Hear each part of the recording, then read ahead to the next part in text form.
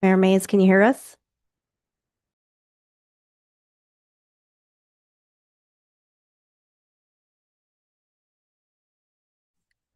Yes, I can. Can you hear me?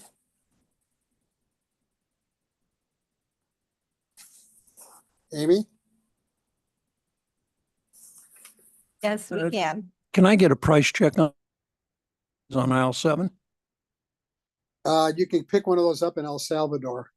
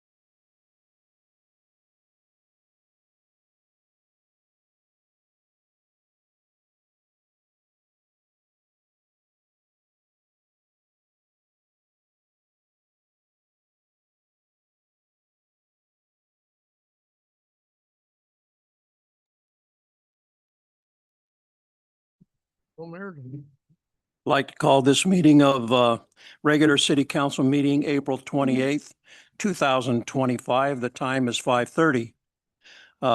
Let's see, we're going to have roll call, please.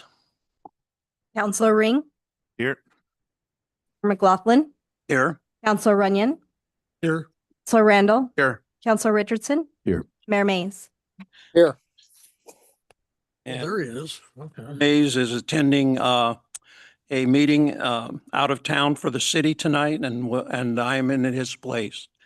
Let's go ahead and pledge of allegiance. Counselor Richardson, would you please lead us? I pledge Allegiance to the flag Flag. of the United States of America and to the republic for which it stands, one nation under God, indivisible, with liberty and justice for all.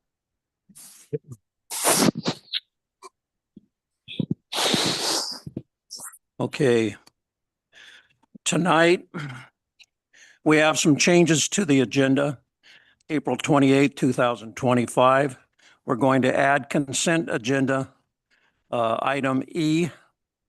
We're going to remove consent agenda item D. That's the Planning Commission appointment. And we are not going to meet in executive session this evening. Okay, that's good news. And audience participation. What? Move in second. Oh, yes, we have to move in second for the agenda. Can I have a motion, please? I move we accept and move forward with the agenda as amended. And we have a second. Amy, did you get those? All right. We have a motion on the floor. Do we have any discussion? Hearing none. All in favor of accepting the agenda as read, say aye or raise your hand. Aye. And those opposed or abstain? All right, that motion carries. Now we have audience participation. During this portion of the meeting, anyone may speak on any subject which does not later appear on the agenda. Up to 3 minutes per person will be allowed. Citizens are encouraged to ask questions with the understanding that the city can either answer the question tonight or refer the question to the appropriate staff member who will get back to you within a reasonable amount of time. If a response by the city is requested, the speaker will be referred to the city manager for further action. The issue may appear on a future meeting agenda for city council consideration. Do we have anyone wanting to speak this evening? Oh, here's the We have Adam Romlo. Got it? Well, give me 30 seconds. Almost done with the 3 minutes. Thank you, Welcome. Mayor Mays, Chairperson Tim Steve McLaughlin, Mac. Tim, Yeah. and members of the council. My name's Adam Romlo. I served on the beautification committee for 2 years. Really kind of spearheaded and championed the downtown tree planting project and identified the contractor we used to plant some of the trees downtown. Care about the city a lot. I am a new addition. And today I'm here to speak about something that kind of got me into hot water beautification committee and the city, which is our water quality in the Dalles. I brought it up trying to kind of maybe steer it as a beautification committee issue. It wasn't the right spot, but that was maybe a year and a half ago. And I do have just 4 kind of packets here of information, an email chain that I've been working with City Manager Matthew Klebs, Mayor Rich Mays, and Dan Richardson. We're all CC'd on over the last 2 years. Really raised a lot of the issues about water quality that we're facing here in the Dalles. And so I can't go through all of them tonight. I would encourage you to read that. You probably will hear my tone of frustration. So for that, I do apologize. And it really is an important issue. Safe water is the backbone of our health, economy, and environment. Yet emerging contaminants like PFAS linked to cancer and immune disorders, pharmaceuticals which disrupt hormones, microplastics that carry toxins, and excess fluoride, which risk neurological and skeletal harm, especially in our infants and children, threaten our community. We don't participate in all the UCMR testing, which is the emerging contaminants, those 3 I just listed.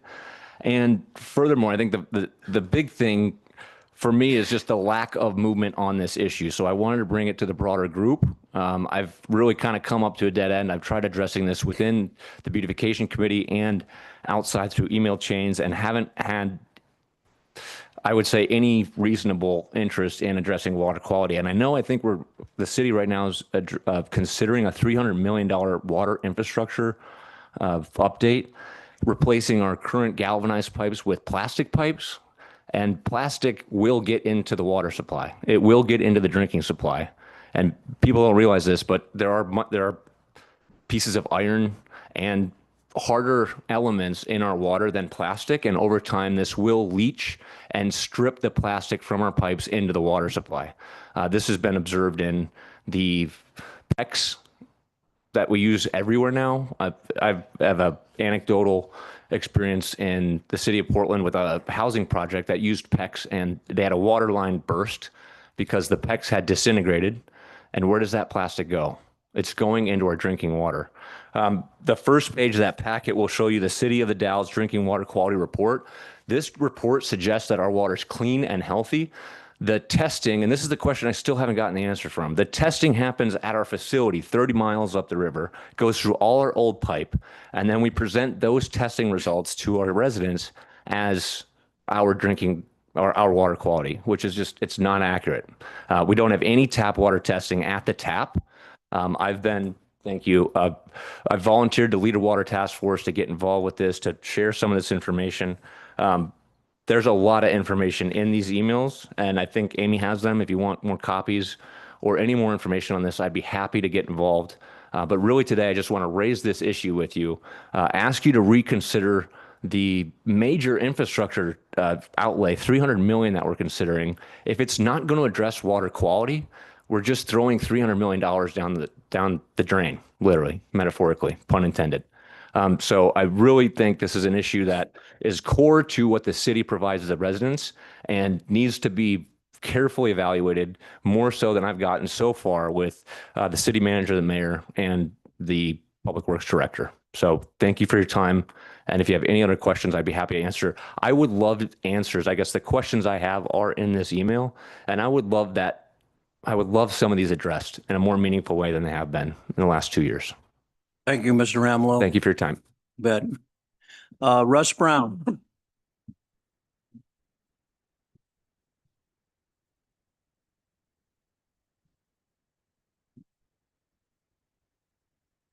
Russ Brown, 903 East 14th Street. Unlike the gentleman before me, I've been here 80 years.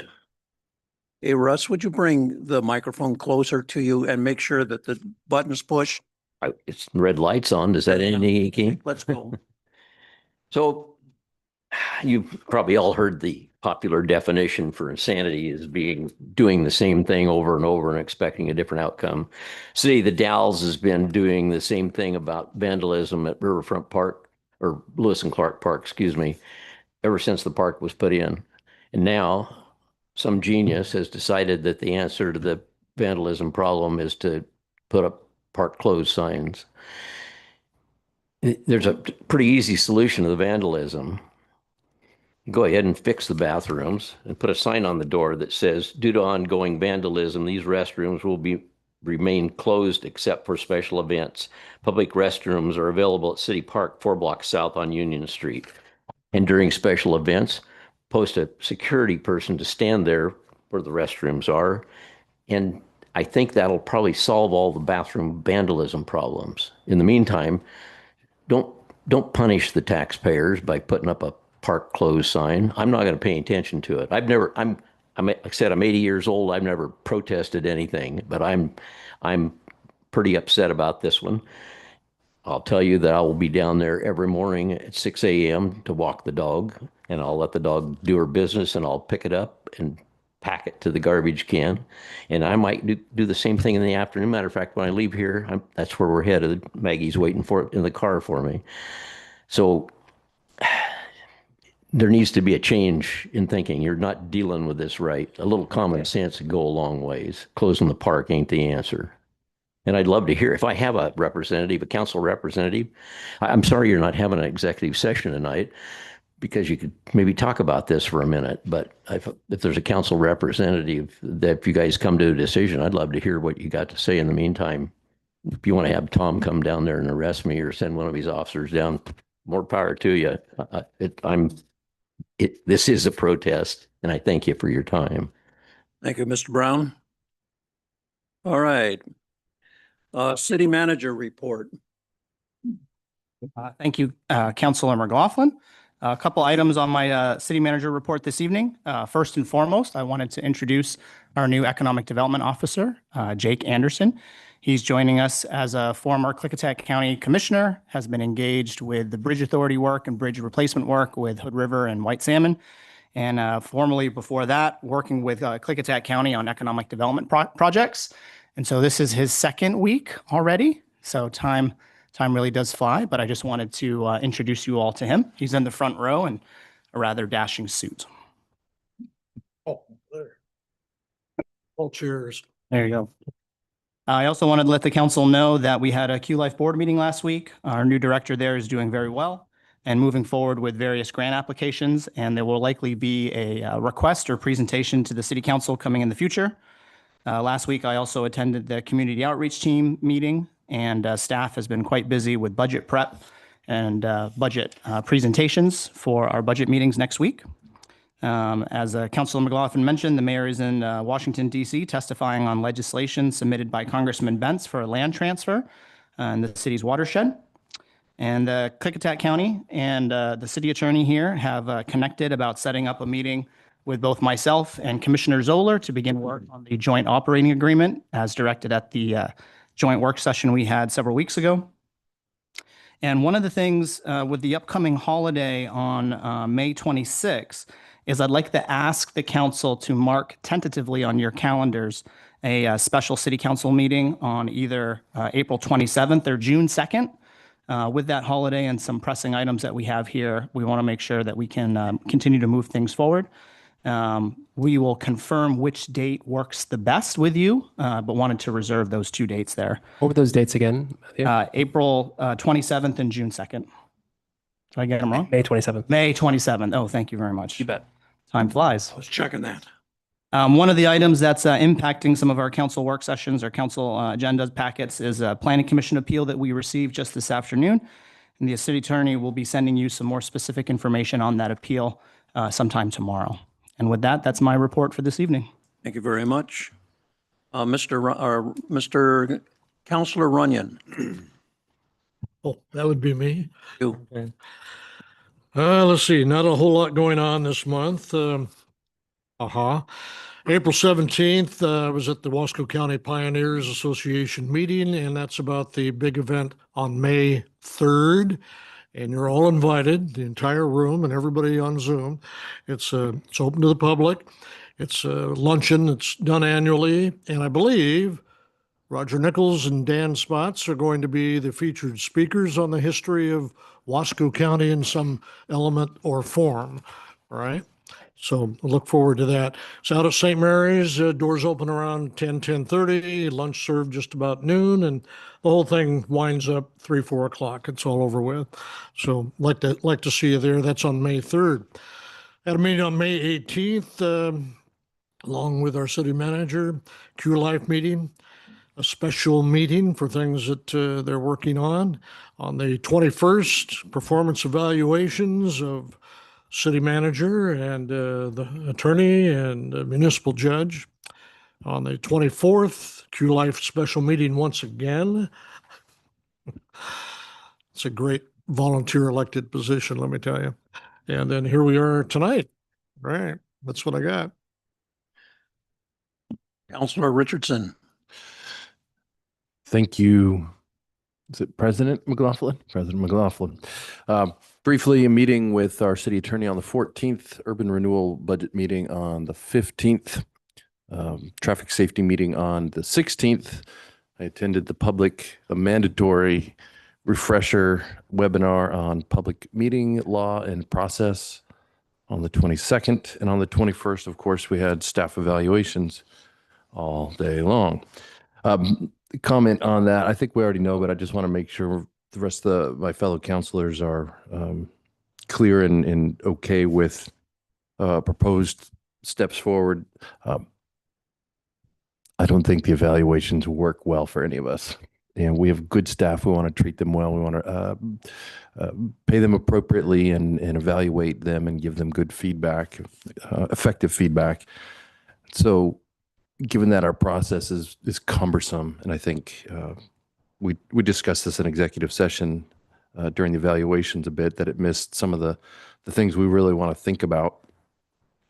I believe that Councilor Ring and I are going to take a crack at the evaluation questions, and I don't think we need a motion, but I would like fellow councilors at least nodding of heads that it would be okay with us to do this, and then maybe a direction to staff to have our new ACM and human resources person take a look at that and sort of help us forward the conversation a bit, say by the end of June.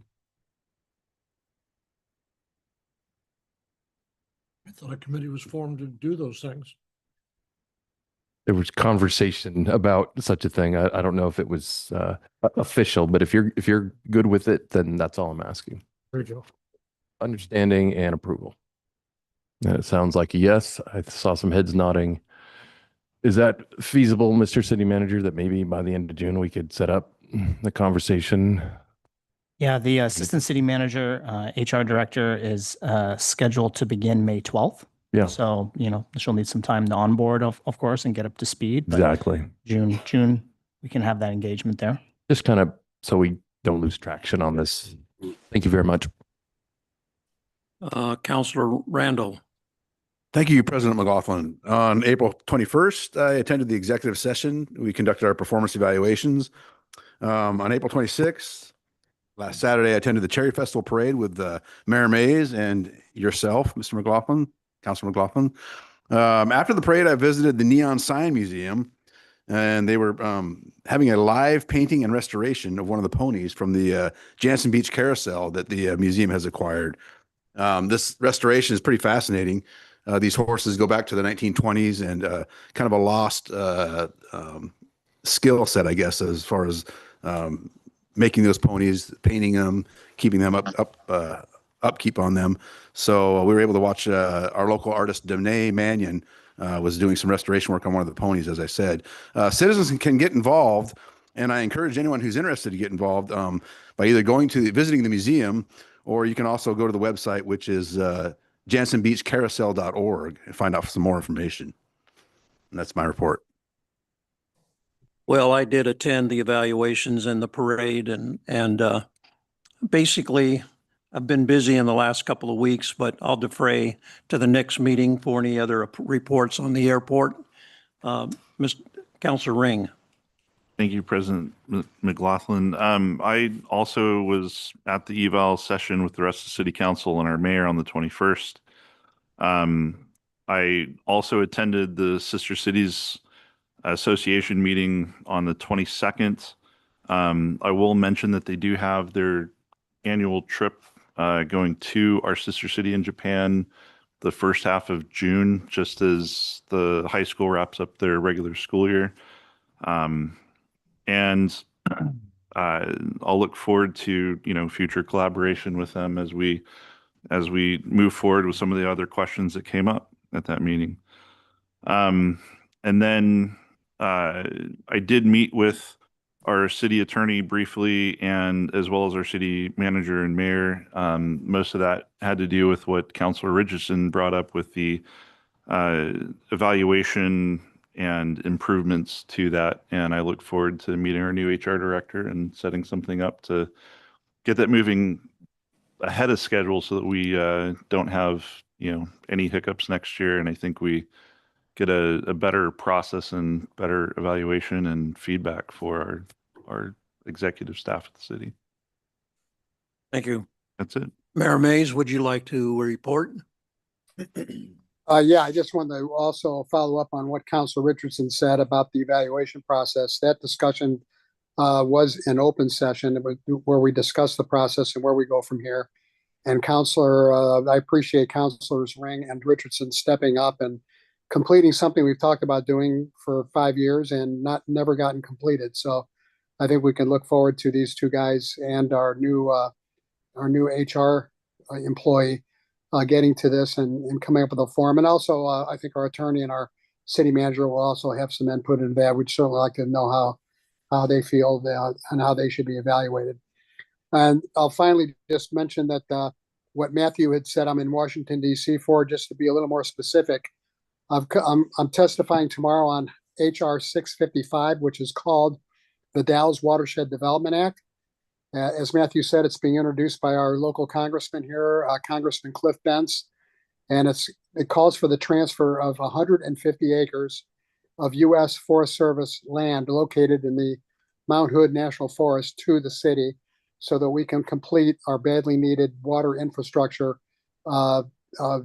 reservoir and the Crow Creek Dam. And if we get this done, of course, we'll be able to have those completions done on our property instead of going through the process of going through a special use permit and what have you, and a lot of the red tape associated with getting these things done through the U.S. Forest Service. This is no knock on the Forest Service. They've been very helpful to us in the past, namely through when we got completed the Dog River pipeline. But they have other priorities, and our main priority in this whole thing, of course, is our water supply. That's the lifeblood of our city. And it's very important that we be able to make those improvements to our infrastructure on our land and not the Forest Service land. So thank you, and I'll be back in town after my conference next week. Thank you. Thank you, Mayor Mays. Items of routine and non-controversial nature are placed on the consent agenda to allow the city council to the time and energy to spend on important items and issues. Any counselor may request an item be pulled from the consent agenda and be considered separately. Items pulled from the consent agenda will be placed on the agenda at the end of action items section. Question. We had I just want to confirm that we have pulled one of the items off the consent agenda. That was the Planning Commission nomination. That is no longer on there. That's right. Thank you very much. Yep. All right. We need a motion on this, don't we? Let's What's on the consent agenda tonight? on the consent agenda tonight are the approval of the April 28th, 2025 regular city council meeting minutes, approval of the April 3rd, 2025 city council joint work session minutes, authorization of updated ACH signers and notification recipients, and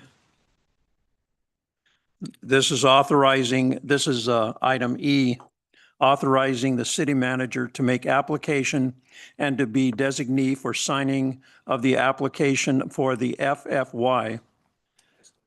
Okay, 2025 Drinking Water Source Protection Grant through Oregon Health Authority, OHA, Drinking Water Services.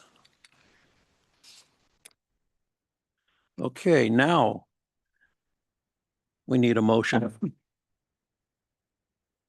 Make a motion to approve the consent agenda as amended. And a second. I'll second it. Any debate or discussion? Let's take a vote. All in favor, say aye or raise your hand. Aye. Any opposed? Any abstain? All right, that motion carries and passes. Now we move on to section 9, contract review board actions. This is for contract number 2025-003, Safe Routes to School, Chenoweth Elementary, West 10th Bike and Pedestrian Facilities. The staff and our manager, director, Dale, you take it away. All right, thank you. Good evening, Honorable Mayor and members of the council. This project is the 10th Street Safe Routes to School project. It's been in the making for several years now, so just a little bit of history of the development of that project. Back in 2020, the school district, District 21, applied for a grant through the ODOT Safe Routes to School. It was the Project Identification Program grant, known as the PIP grant. They were successful in being awarded that grant, and with that, ODOT hired the services of Alta Planning to come to the Dalles and do some studies. They developed kind of an advisory committee group, which consisted of District 21 staff, myself from the city as the city's representative, McKed, and then also North Central Public Health. And they went around and we met with citizens and parents. We gave out surveys, and through that process, they developed and identified Safe Routes to School project in the Chenoweth School District area and also the Colonel Wright area. And through that process, they then developed a Safe Routes to School plan. And what came out of that plan was that the 10th Street section was the #1 priority project that was identified through that whole process. So since we had that project identified in a Safe Routes to School plan, then the city was able to then make application for the ODOT Safe Routes to School construction grant in the amount up to $2 million for the improvements. So we made application for that grant in 2022, and in March of 2023 was when we were finalized the grant and made the ODOT agreement. We found out we were successful and able to then move forward with this grant. So that's a little bit of history of kind of the development of this project. So this project is again on 10th Street, and it's going to be between Snipe Street and Chenoweth Loop Road. I kind of provided a map at the end of the report here just for your information, but what the project will basically consist of is installing new sidewalks where sidewalks don't exist. And I guess first I'll point out that the improvements are only going to be on the east side of 10th Street, which is the river side of 10th Street, between Snipes and Chenoweth Loop Road. There won't be anything on the west side of the road. It's just only on the east side or the river side. And that's because of the length of the project and the funding that's available, that we're only doing it on the one side. Also on that side, there already is some sections that have existing sidewalks. So this project will be filling in new sidewalks where the sidewalks are currently missing. We'll be putting in new ADA ramps at all of the intersections and all the corners for that project. We'll also be putting in a new crosswalk section across 10th Street where Emerson Street is. Currently, there's a crosswalk right there right now, but it's not necessarily a protected crosswalk. And so with this project, we'll be putting in an RRFB, which is the rectangular rapid flashing beacon, similar to what's up at Dry Hollow School and also over here on 2nd Street across from AutoZone. And then we'll also be putting in another crosswalk and an RRFB at Chenoweth Loop Road where it crosses 10th Street. The section in front of the Watonka campus between Hostetler Street and Chenoweth Loop Road is only going to be being constructed right now at this time with what we're kind of calling a temporary improvement. We're going to look at widening out the shoulder a little bit and putting in a paved walkway and with some cones or bollards to kind of separate the travel lane from that walkway. But it will be a paved section that pedestrians can walk on and bike on. There'll be the 3 drive entrances that go into the campus will have marked crosswalks now where they currently don't have them. But we're only doing those temporary improvements right now because ultimately something is supposed to be happening at that Watonka campus. And when they rebuild or do a new development on that campus, then they'll be required to put in the permanent improvements at that time. We didn't want to spend the money and put in a bunch of improvements just to have them tore out because we don't know ultimately what's going to develop there or how that site's going to develop. So again, there'll be improvements that are usable, but they're going to be somewhat temporary in nature at this time. The other section, the biggest majority of the project work is also going to be doing some regrading between Hostetler and like Floral Street, and that will be putting in a new storm system in that area. It'll also be lowering the grade of the road a little bit and sheet flowing it to the north. And by doing that, that will eliminate us needing to do some retaining walls that we originally thought we were going to have to do on that east side of the road. So that's kind of the project in a nutshell there. So we did advertise for the project and we had bid opening on April 15th for the project, for which we received 3 competitive bids. All 3 were responsible. The lowest bid came from Crestline Construction in the amount of $1,505,847. This project is to be funded with monies that we did receive from ODOT through that Safe Routes to School grant.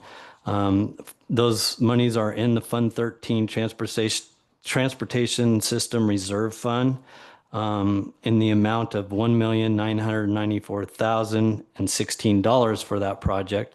Also, as part of this project, the school district is having to pay a $200,000 amount in a match for this grant, and the city also has to pay $200,000 for our portion of the match. So we have definitely adequate monies or available monies for the project from what we received for in that grant.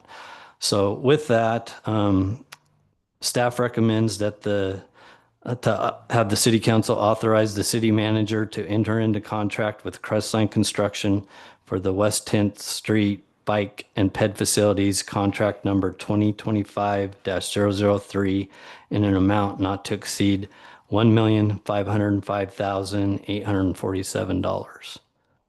With that, I can answer any questions. Questions? Yes, Councilor Runyon. Because of the curve of the river, using the words east and west sides of 10th Street is foreign to a lot of folks because they think they're driving. If they're leaving, let's say from here on to 10th, they think they're heading west, but the curve of the river makes. Yes. So that's why I was. So how would you better describe it to the public so that our news people could describe where that work's going to be? That's why I was trying to say the east side or the river side of 10th Street. Okay. But yes, you are absolutely correct. Because of the curve of the river, you think you're headed west there, but you're not. You're actually Every headed- time I announced a football game and I'd say, please face the flag, we had to go through, where's the flag at? So, Anyway, thank you. yep. On the asphalt area in front of Watonka campus, will there be any kind of separation between the asphalt and the roadway? Yeah, it'll be widen it out in a path, and we're putting in like candles or bollards to Along there? separate that Is section that off. path raised a little bit? No, it'll just be a paved asphalt path. Any other questions? Yes, Councilor. I'm just curious, you refer to these as continental crosswalks. Is there a distinguishing feature of a continental crosswalk other than high visibility, or is The that? continental crosswalks are like what we're painting at up around the high school or around the schools in the school zones. And I believe they are on 3rd Street here as well, where they have the wider sections that are painted Okay. down the middle of the High cross. visibility? And, Yeah. Okay. Thanks. I have 1 or 2 questions. Councilor, yes. Good evening, Dale. Thanks for being here. What's the time frame for construction? You may have said it, but I didn't. Yeah, actually I did not. So that's a good question. Thank you. We're hoping to, by awarding the contract tonight, that we can have the contract portion completely gone through and signed, and maybe have Crestline available to start towards the end of May. But we will be restricting them with the contract language that we have, that they can't do any work towards the school. The work that would be able to be started would be between Pomona and Snipe Street until school gets let out. Once school's let out for the summer, then they can move from Pomona towards Chenoweth Loop. The project has a completion date of August 29th, which is right before school starts. Oh, that's great. Thank you very much. One other question, and this just occurred, so I hope I'm not putting you on the spot too awful much, but the state grant looks like 1.9 million. I'm not sure if that's correct, but Yeah, the original bid for the project was like 2.4 million, with thinking that we were going to have retaining walls. Right. Also, we had a little bit bigger contingency number. So the estimate that we had put together and applied for the grant was like 2.4 million. It was an 80-20 match. So the school district had to pay for 200,000 and the city paid for 200,000. So that made the grant portion that 1.994 million. so do we have leftover grant funding from that grant? I guess what I'm getting at is is there leftover funds such that we could be looking at another project like that? I will have to be, having discussions if we could possibly add to it this with ODOT. But right now, that's just what we got a very favorable bid for sure, and a couple of them that came in. So if there's something that comes up that we could possibly add, there are monies available for the project itself, but in another location, probably not. But if there's something with this project, we can add possibly to it. Got it. And I guess just for other information too, the second highest priority project that came out of that master plan was the West 7th Street project, and that's between Hostetler Street and Snipe Street on West 7th. So the next funding cycle for the ODOT Safe Routes to School construction grant will be in 2026, the spring of 2026. So we'll have the 10th Street project completed, and we're going to be looking at applying for that grant in 2026. So basically in a year from now for the 7th Street portion. Thanks, Dale. Anything else? Any other questions? Council, what's your pleasure? Mr. President, I would like to make a motion to authorize the city manager to enter into contract with Crestline Construction for the West 10th Bike and Ped Facilities, contract number 2025-003, in an amount not to exceed $1,505,847. We hear a second. I'll second. Councilor Ring will second. Do we have any further discussion? Hearing none. All in favor signify by saying aye or raise your hand. Aye. Anyone oppose? Any abstentions? Motion carries. Thank you. All right, we move on. We're looking at number 10 action items where Federal Street Plaza recommendations, and it looks like you're up. Thank you, Council President. Just one more. Oh, okay. Or Johnny on the spot here. Okay, so thank you. Tonight we have on our agenda Federal Street Plaza recommendations. Starting just a brief synopsis back in 2024 and prior, there has been discussions around establishing some kind of plaza or central meeting area on downtown 2nd and Federal Street. Many years ago, or several years ago, I should say, there were different concept renderings produced on such a plaza, but the project momentum had kind of atrophied, to be blunt. And so in 2024, the City Council in their goal-setting document, Goal 1.4, identified the objective of advancing the concept of a plaza, again, in partnership with the Urban Renewal Agency, and again, reaffirmed that direction in the 2025 City Council goal document for this year to begin construction on such a plaza. So to facilitate this work and to have a robust process, a community-involved process to design such a plaza and engage the downtown community, the council, at the mayor's request, formed the Federal Street Ad Hoc Committee, we have several members here this evening, Councilor Richardson, Councilor Ring, Marcus Swift, Kristen Livick, and Steve Light was on the committee in the beginning and then stepped down from it. And I just wanted to acknowledge those individuals in this room. Oh, Bets. Oh, thank you. Sorry, Bets. Thank you. Bets Stelzer from the farm stand on 3rd and Federal. And so this committee had a very robust meeting schedule starting in the fall of last year, meeting at least a couple times a month. They procured a contract with Walker Macy, who has been critical assistance and developed some great work product for the plaza and its design. And this process really involved significant public engagement with public meetings held in this room and publicly noticed, surveys, designs posted throughout the community, a robust social media presence on Facebook and Instagram, our website, as well as a very well-attended open house.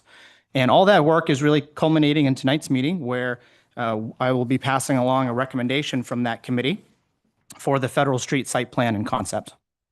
So what I'd like to do next is turn your attention to the presentation on your screen, which I can take absolute zero credit for. This presentation was developed by Walker Macy. I'm going to ask Amy to help me with advancing the slides here. And I'm probably going to do a bad job in imparting the feeling and passion behind it, but I'll do my darndest. So a lot of the discussions with the architects really began around some of our sources of inspiration, of who and what we are, and some of the unique attributes that we have here. And two of the ones that rose really up to the top was our access and connection to the water and our geology. Next slide. These are some of the images that we're all very familiar with about our community and some of its unique aspects. I think the one on the bottom right, two from the right, is actually Cherry Festival, so that's quite timely. Next slide. And the ad hoc committee began with some community context in the downtown. And so here you see some of the different anchors and connecting paths that really define the downtown environment, including the Lewis and Clark Festival Park, the National Neon Sign Museum, the Dalles Art Center, the Civic Auditorium, major events that we have, such as the Starlight Parade and the Cruisin', We have the Granada Theater, Route 30 Pub, and you can see the couplet that we have on 2nd and 3rd Street, and also the more truncated one of 1st Street. And you will see in the center there the kind of highlighted block that this Federal Street Plaza is really focused on. It's really at that center of the downtown, that kind of nexus point to our very historic and very long downtown. And really it plays a central role in connecting these different places and culminating on the work of those before us and some people who are still here in reconnecting our community to the river through the Union Street Underpass, the Lewis and Clark Park, the Riverfront Trail, and the Marine Terminal that we have there. Next slide. There's a lot of activity that both the city and the Urban Renewal Agency are pouring into this area.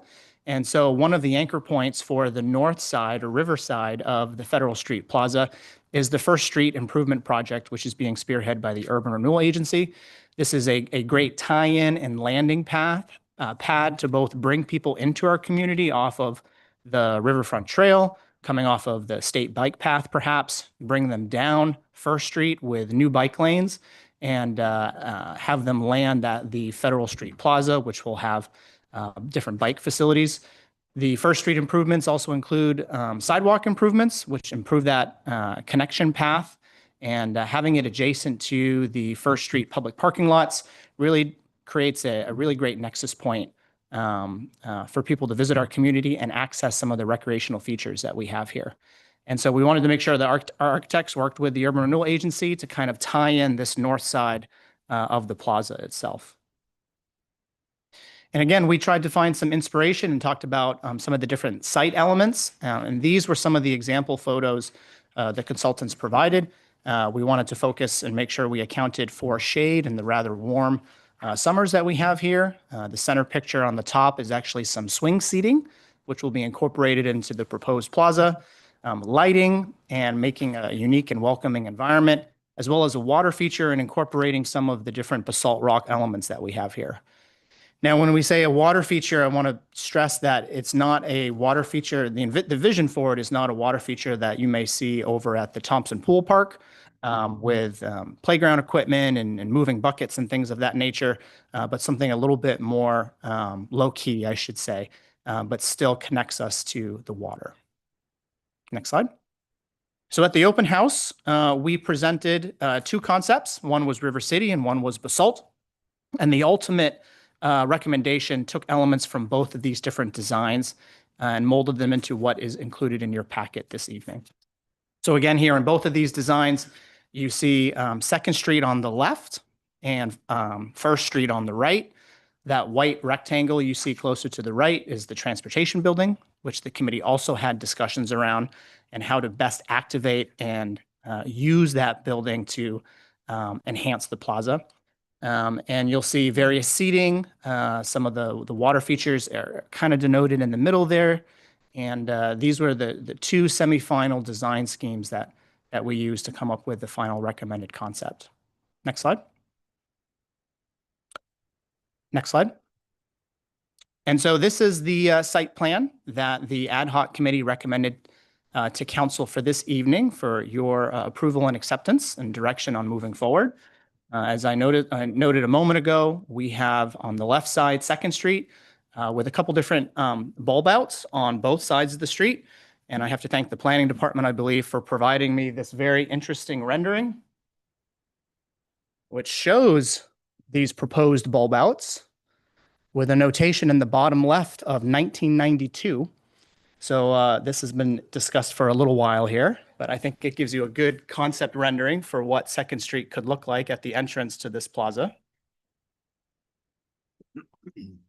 And then moving north or to the right, you have a shade structure with porch swings, some additional greenery, trees, terrace seating with shade structures, movable furniture, spray fountain with some basalt seating incorporated into it. And then around the transportation building is where another city project that has been in the works for quite a few years will be placed. And that's the Columbia Gorge Bike Trail Bike Hub. This was originally envisioned for the Lewis and Clark Park, but has been integrated into this plaza as a better jumping off point with the parking lots that we have here and a better connection to our downtown. and supporting some of the local businesses that we have there. The bike hub will include bike lockers, a bike rack, regional branding throughout the gorge, a water station, fix-it station, and other bike infrastructure. I believe we will be the last community to get a bike hub completed. There are bike hubs in Troutdale, Mosier, Cascade Locks, Hood River, and we are certainly the end point or the beginning point for this trail through the gorge. And so we want to make sure we have that connection. There may be part of the recommendation is to remodel the transportation building and consider a new location or additional ADA restrooms there facing the bike hub to better integrate that into the park. Next slide. And these next couple slides are going to be a closer view of what I just recapped. So we'll just jump forward a couple here. Go ahead. Oh, I should make note, if you go back to, my apologies, one more. The terrace seating that you see, or the seating on the north portion of this building, closer to the Craig's building, does have fabric canopies. So if you jump forward 3, you'll see some of the inspiration there for those canopy examples.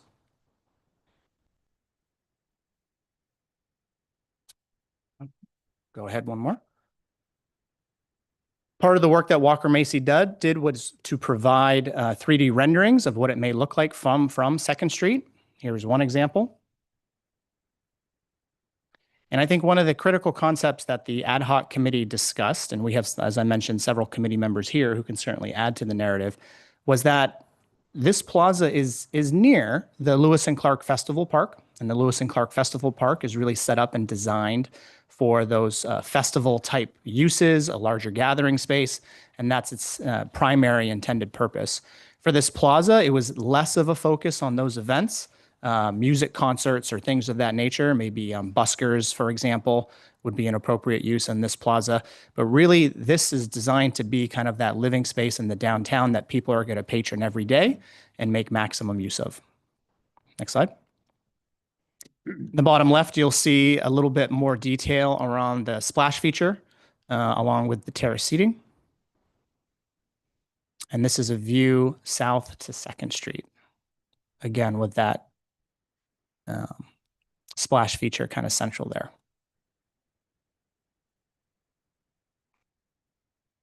And so we did get a very preliminary cost estimate from the consultants with some of the recommendations that the ad hoc committee made at the last meeting. The estimated total project cost is $4.9 million for direct construction costs as well as general requirements and contingencies. Staff has already submitted or is working on a variety of different grants to help support the project. This includes $1 million from the Oregon Parks and Recreation Department, $150,000 from Travel Oregon, $150,000 from the Urban Renewal Agency in partnership, $100,000 as a sponsorship from Google, $30,000 from a Union Pacific grant, which will hope to be secured, and $5,000, and again, in partnership from the Wasco County Parks and Rec Department. I think that might be the end. Perfect. Thank you. So the ad hoc at their last meeting approved this concept design unanimously to go to council. There were several changes or additions, including relocating the bathrooms, the addition of an enclosed pump house for the splash pad. There was also a desire to see the life of the committee extended, to see it through project completion, and a desire to have the council accept this concept design and direct me to continue working with them and move the project forward. Next steps would include issuing an RFP to again procure a consultant to assist us with final design of the plaza, putting together construction documents that we can put out to bid, assisting us with that process, helping to oversee construction, redlighting the project at the end of it, and make sure everything was done to spec. And with that, I would be happy to answer any questions you may have. There are also, as I mentioned, some committee members here who I don't want to steal all the thunder from because it was really their project and their effort. Thank you. Council, any questions for City Manager Cleaves? Please, no questions. All right. Then what is your pleasure?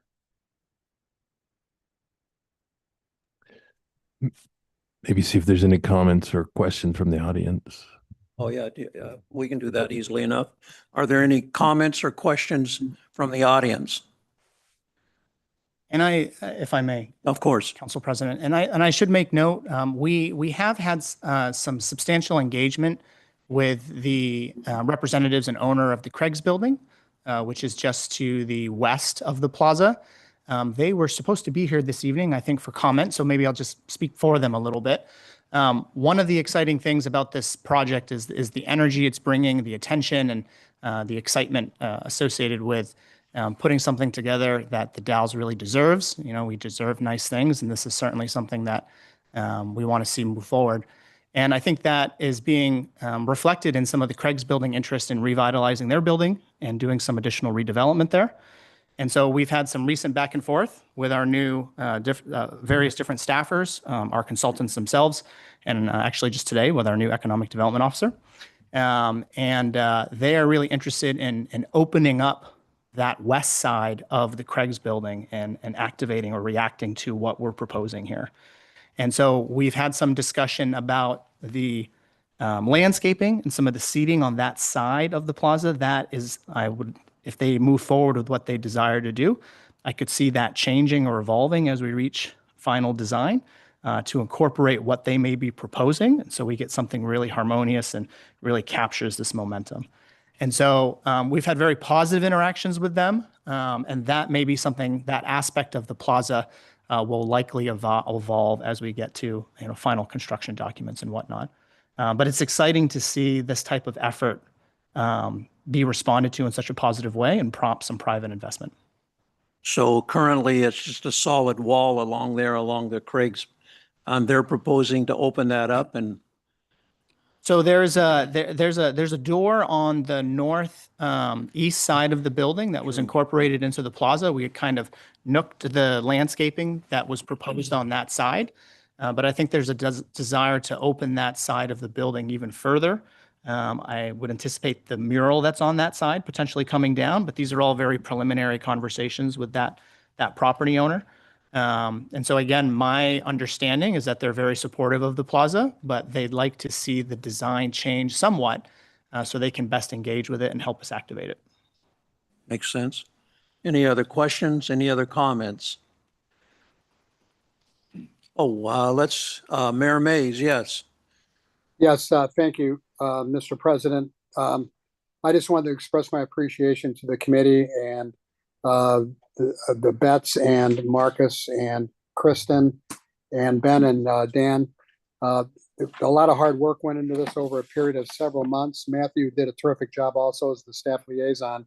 And I also wanted to acknowledge that we had quite an open house on February 12th at the Freebridge Brewing, where we had many people show up. It was standing room only, and a lot of enthusiasm and positive feedback was generated out of that open house. So I just want to make sure everyone understood that as well. Thanks very much. All right, thank you. Anyone else? Oh, we have one come. Yes, you may. Please identify yourself. Bette Stelzer. I was on the committee, business owner downtown, and I just wanted to share a little bit about my experience of working on this project. I was approached in summer of 2024 about joining this committee. I had not heard of this 20, 30 plus year idea. And I jumped in with both feet. I was very excited to, even though I didn't know what it was going to entail, I got to be very intimately involved in everything from interviewing consultants, we all drew our own concepts, listing out amenities to consultants, communicating with the community, and most importantly, my voice mattering every step of the way. Myself, the committee members, and as much as possible, the Dalles community were intimately involved in every detail of the plans that made it here for your consideration. I was born and raised in Wasco County. This is where my home is. This is where my business is. This is where I'm raising my kids. And I think of what I want for them as they grow into their teens and adulthood. When I was a teenager, In the Dalles, we had one place to hang out, and that was Fred Meyer's furniture section. And that went away for obvious reasons. As I became an adult, my places to spend my downtime became Hood River and Portland. Having young kids, I was drawn to plaza adjacent spaces like Dopio's tiny outdoor seating area with a fountain, which I went to weekly, and Portland's outdoor plaza spaces. COVID taught us the importance of these spaces, and I undertook a huge project in 21 to put an outdoor patio in my business in Hood River. Moving back to the Dalles 4 years ago, I see my habits haven't changed. I live in the Dalles, but the spaces I often spend downtime still often tend to be Hood River and Portland. I feel a lot of the Dalles residents have the same habits. We work hard here. Our kids have activities here. And then when the weekend hits, we pack up the car and we go somewhere else. I think that this plaza is a necessary first step to get that to change. In our committee's initial brainstorming, what kept on reoccurring was the idea of a living room for the Dalles. I believe this is needed. Our downtown has experienced tremendous amounts of private investment and property improvements over the past few years from citizens like myself at the farm stand.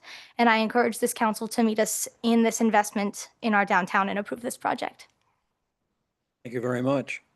And yes, your voice does matter. Anyone else? We want to give everyone an opportunity to speak. I'll speak briefly if you don't mind, Go ahead. President.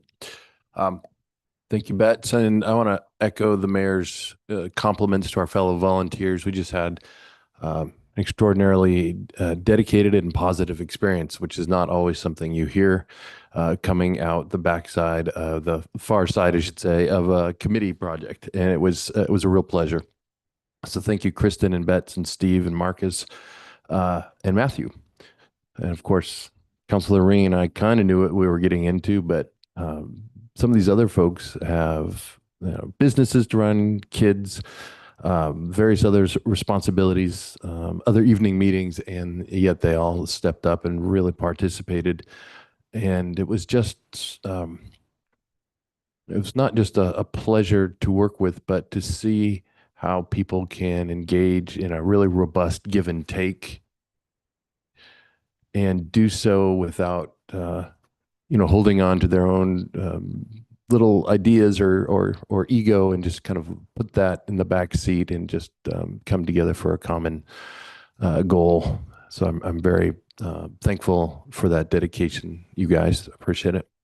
I think this will be a project that complements a lot of both private and public investment through urban renewal and others. It's feasible. And it will be a quality of life amenity that I think we'll have, that we'll enjoy for years to come. All right, we have a staff recommendation before us. Do I hear a motion? I'll make a motion. I move to accept the recommended site plan for the Federal Street Plaza with the described additions, and direct the city manager to move the project forward and adopt resolution 25-018, extending the Federal Street Plaza Ad Hoc Committee through project completion. We have Councilor Runyon, I'll second it. Councilor Runyon will second. Ben Ring made the motion. Do we have any more discussion? Hearing none, we'll take a vote. All in favor, say aye or raise your hand. Aye. Anyone oppose? Anyone abstain? The motion carries. All right, that's very good. Let's move on. We're going on to section. Let's see. We just finished. I see. Number 10B. Authorizing the city manager to execute intergovernmental agreements with Wasco County and Mid-Columbia Fire and Rescue District for computer-aided dispatch and police records management system services. Chief Worthy. President McLaughlin, thank you. Yes. I'll get situated, and we're going to take this one slowly because this project is about 4 years in the making. In April 26th of 2021, when I swore in as police chief for the city of the Dalles, I underwent a 60-day analysis of the department. And one of the things that immediately jumped to the top of the list was our CAD and RMS software, our police software. Of course, CAD is computer aided dispatch and RMS is records management system. So since then, I've had the opportunity to speak at least a couple of goal setting sessions and before the county in now my fourth budget, or pardon me, in the city in front of my for my fourth budget. And each time we've highlighted this as a distinct need of the department and for the public safety and the well-being of our officers and the community. And so these three agreements that we're going to be discussing tonight have truly been a team sport from city IT, city management, police department, sheriff's department, and county equivalents, all working together to form these agreements into such a manner that they work for all involved and that we can collaborate and work together for the well-being of both of our entities.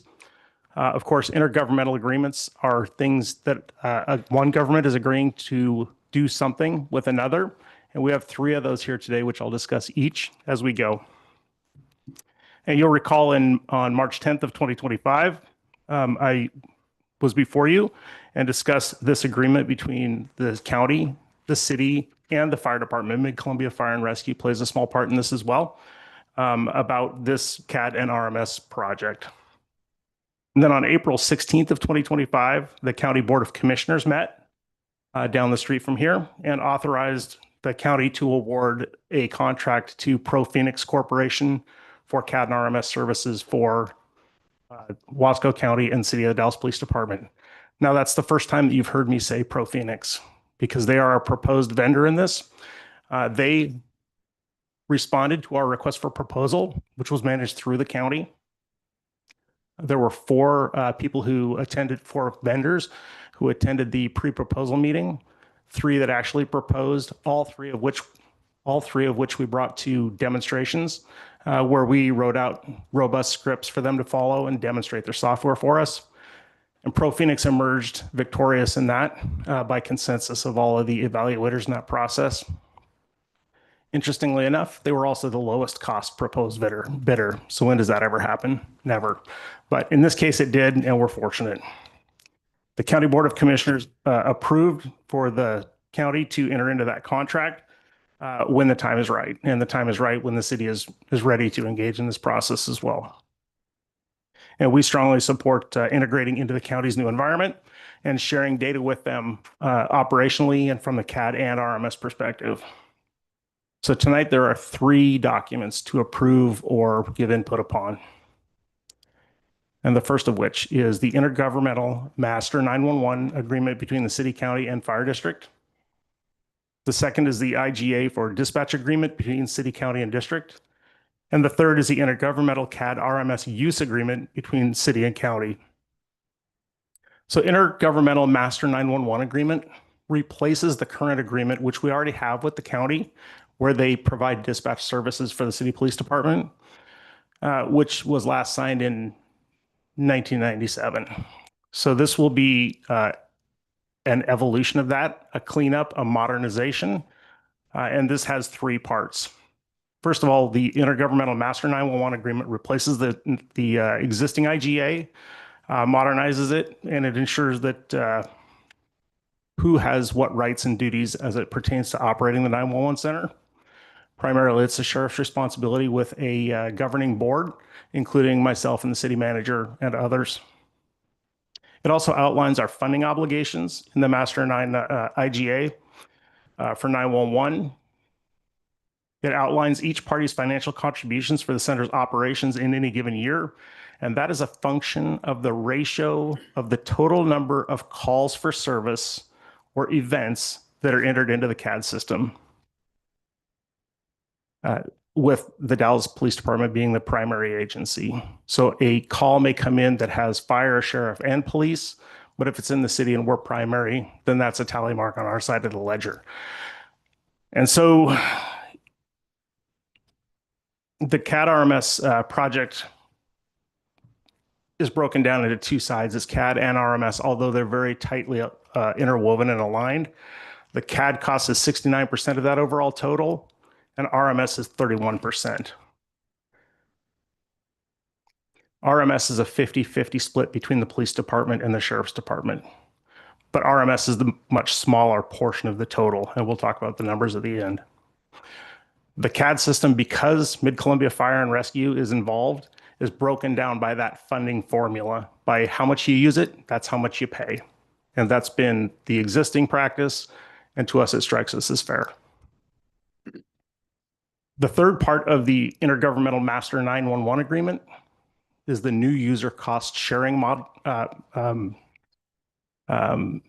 approach or methodology, which is essentially future-proofing the system. If we have another partner, say Sherman County, Hood River County, Hood River PD, whoever it might be, who says, hey, we want to join your system as a new user, that outlines how that is done and what the methodology is, how much they pay, and how they are, what say they have in the oversight of the system.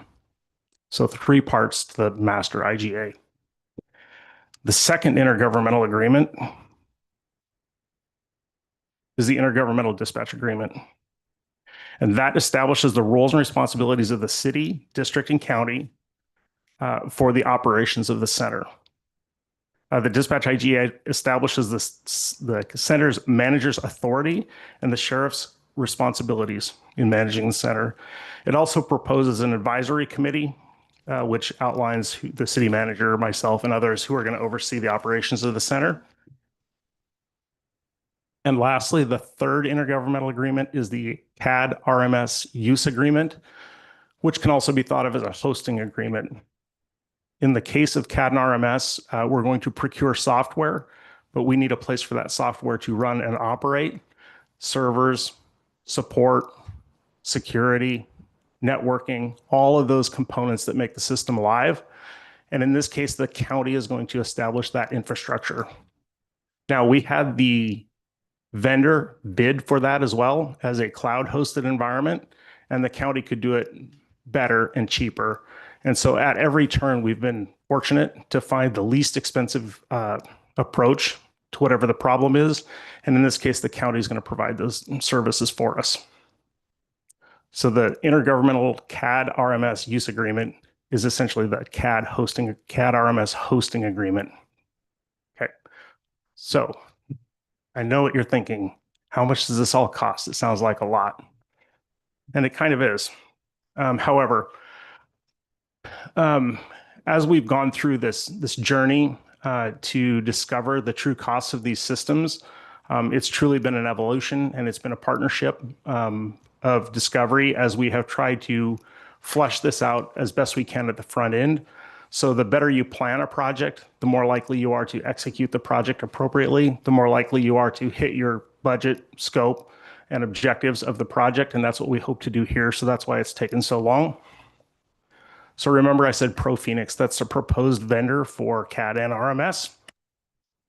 Their software cost is $686,726.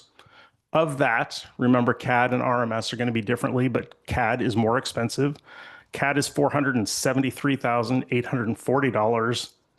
And the city, police, the city will pay 62.7% of that total.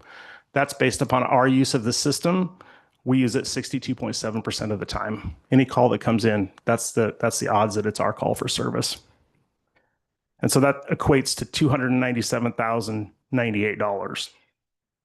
RMS, remember, the less expensive component of the system, is not used by the fire department. Therefore, they don't pay, but the county and the city do. And we've agreed to a 50-50 split. Therefore, our part of $212,855 will be $109,442. And this is during implementation setup. These are first year expenses.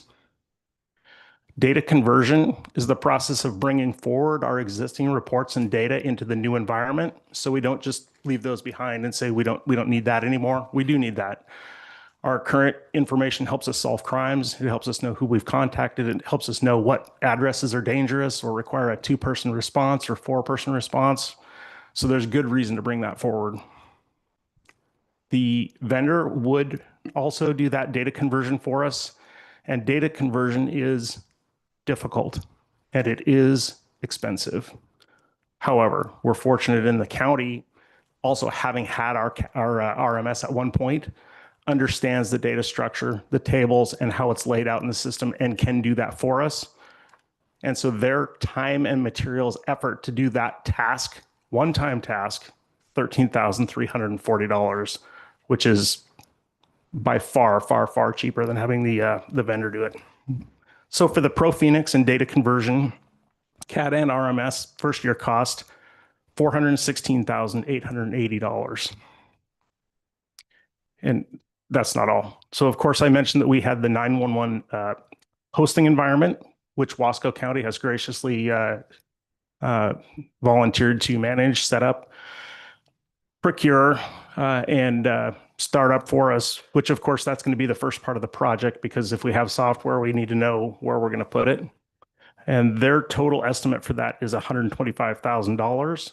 Applying our formula to that, we'll pay 62.7% of that, or $78,375. That's just to have a place to put the software. And then walking hand in hand with these agreements, but not a new cost, there is new cost, but not all of it, is our 911 dispatch services agreement, the operations of the center.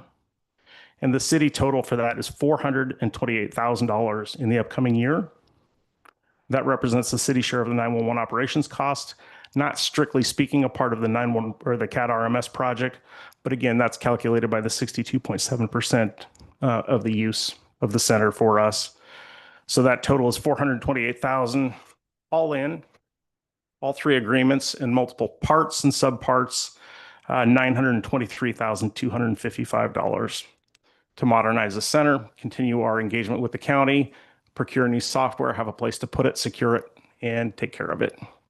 And I'm happy to take questions, but I also want to just emphasize one more time that this has been a partnership with the county. It couldn't work without everybody agreeing, compromising, and working together towards a shared goal, which is to really make both of our agencies better and more modern, and just better at taking care of our community.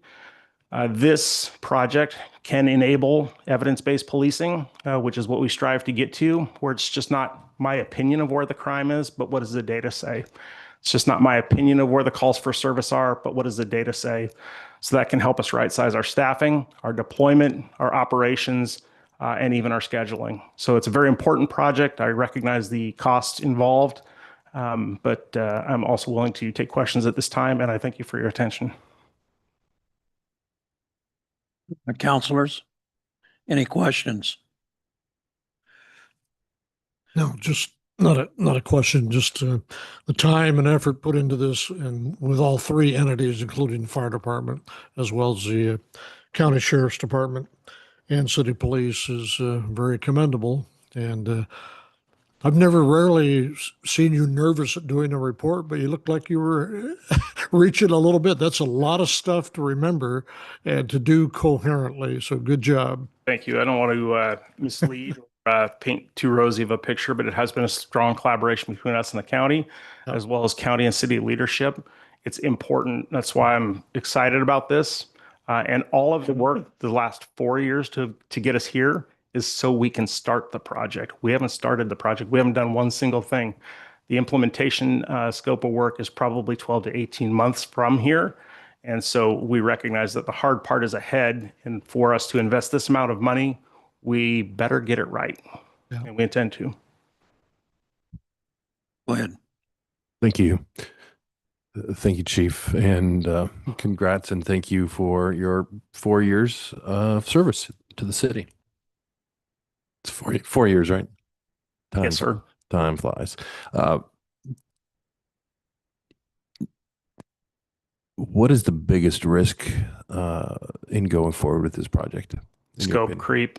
So if we have outlined a project and we have forgotten something in outlining what it is that we intend to do or accomplish, and then we have to add on to that. Well, that's not going to come for free. That's going to come as a project change order. And then if we think, hey, that's cool, why don't we also do X, Y, or Z? Scope creep kills projects. And it's a real thing that happens, even with the best of intentions. Now we can make intentional decisions to change the scope of the project, But the closer we stay to as outlined in the RFP, the closer we stay to these dollar amounts and the time frame that gets established when we baseline the project. Give us a worst case and a best case scenario in your mind. Worst case from project go to go live is 24 months. Best case is 11 to 12. That's possibly achievable. There are items that are out of our control. For instance, the vendor has to interface with the state law enforcement data systems so we can run warrants, run protective orders, run license plates and driver's licenses. And if they have a long slate or ledger of work to do ahead of us, that can slow things down beyond our control. So that could be an example of something impacting the project timeline that we can't foresee or do anything about now. And the state won't engage with us until we have a project initiated, which is what we're trying to do here. What does success look like for you with this project? Clean implementation, effective use of all parts and components of the software. The software comes with many modules, dog catching and evidence and e-ticketing and all of these various things. But the core of it is CAD and RMS. And so if we can get those core things nailed and then over time implement the additional menu items, if you will, we bought them. They're ours. So don't get me wrong. It's not going to cost us more, but to effectively and correctly implement those and manage our data quality as we go forward, we don't want to have bad data in our systems. It's not worth anything if we do that. So good data quality and robust use of the system would look like success on budget, of course. I'm curious what success looks like for the rest of us. So let me think about how to phrase this. 3 or 4 years from now, say, post-project, how are citizens and how are police staff better off? So when we know that we're going to have a high peak in calls on Thursday afternoon or Friday based on historical data, and we can be prepared for that ahead of time, that's informative to police management. So we can plan for it. When we can take our data of calls for service, citations, reports, whatever the case may be, and put it public facing on a dashboard on our webpage. So somebody says, what's crime look like in my neighborhood? Go ahead and take a look, draw a polygon on the map and see all of the cases that we've made there. That looks like success to me. And that looks like improvement for the city.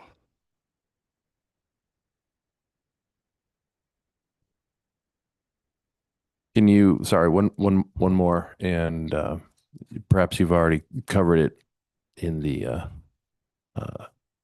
many numbers that are in the report, but can you give a really round estimate of, I guess, annual dispatch cost now versus then? How's this?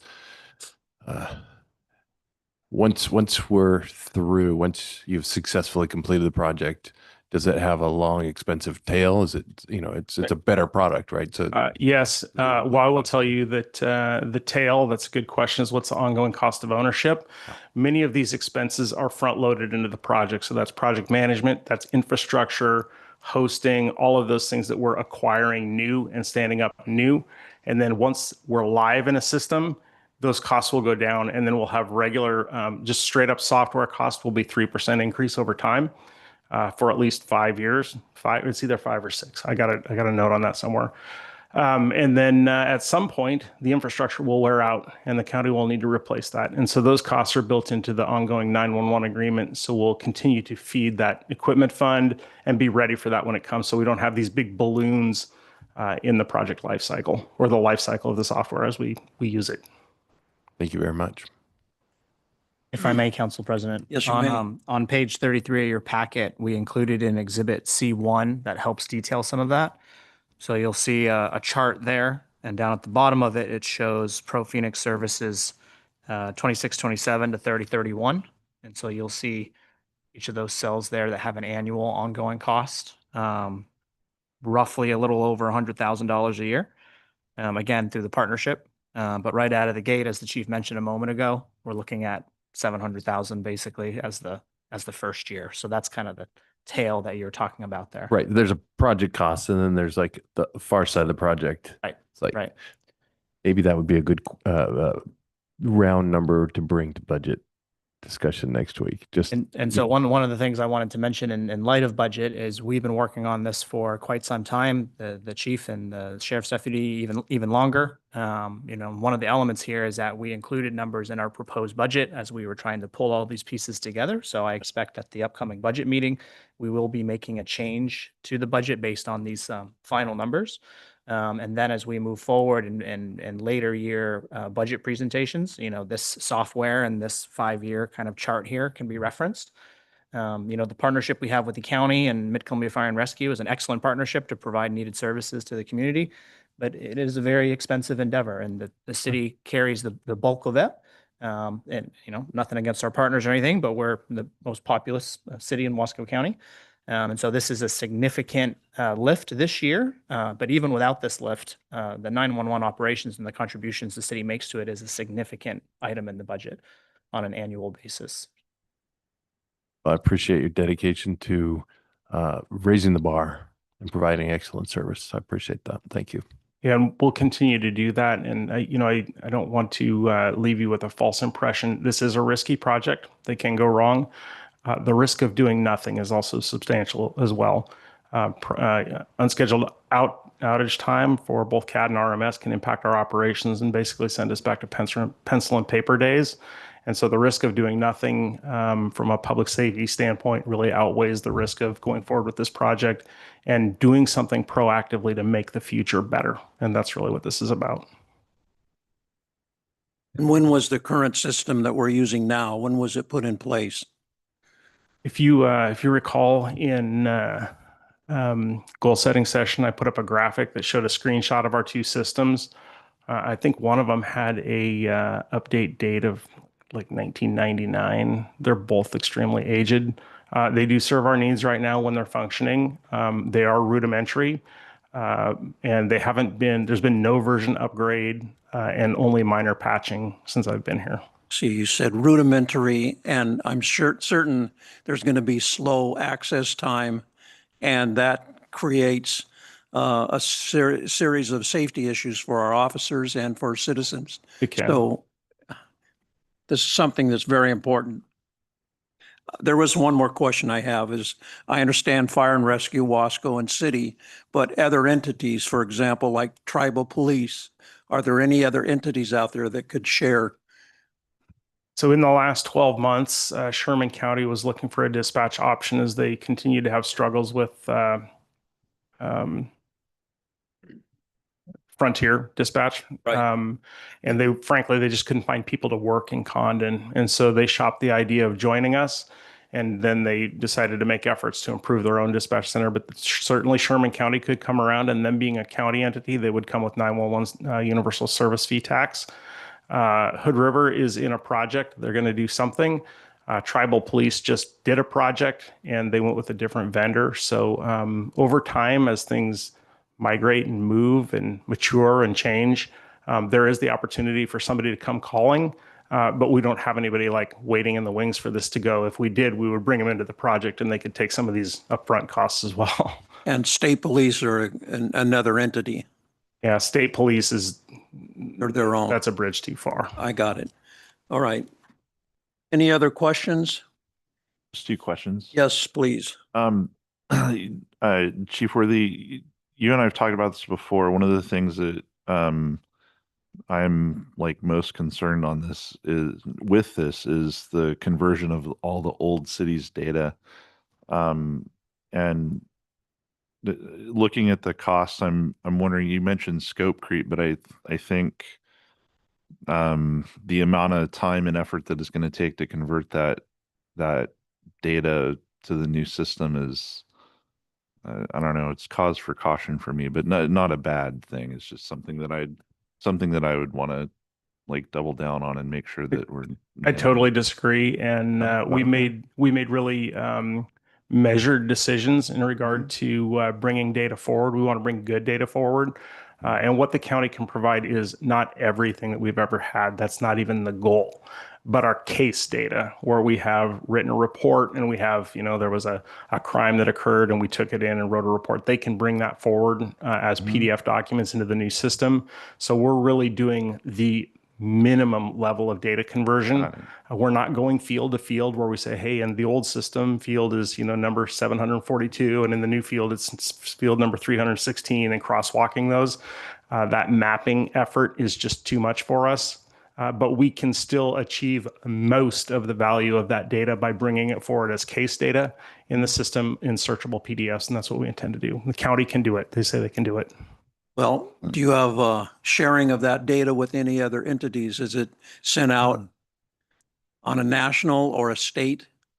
So we have access to a platform called Index, which is the National Data Exchange.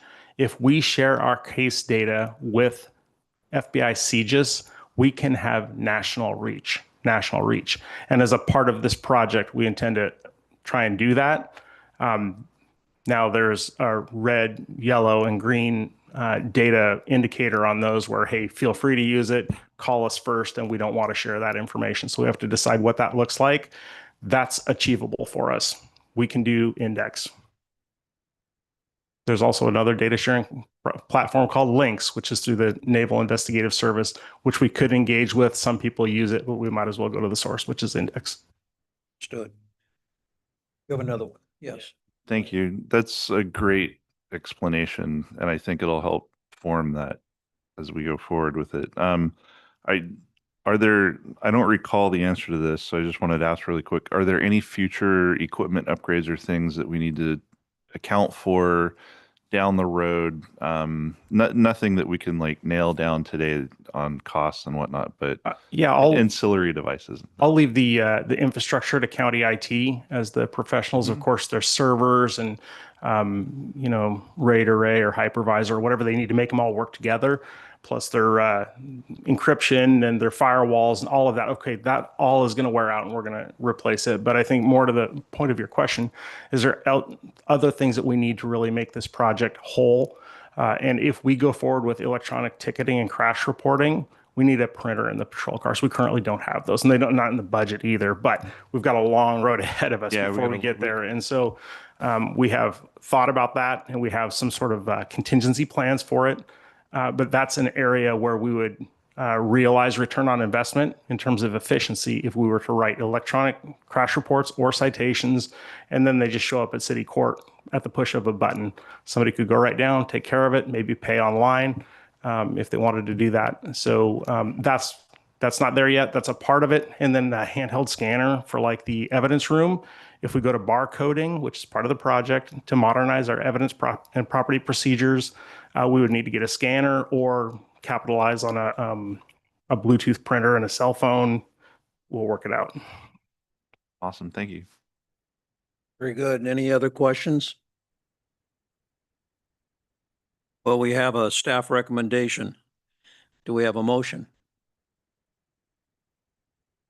I'll make a motion. Yes, please.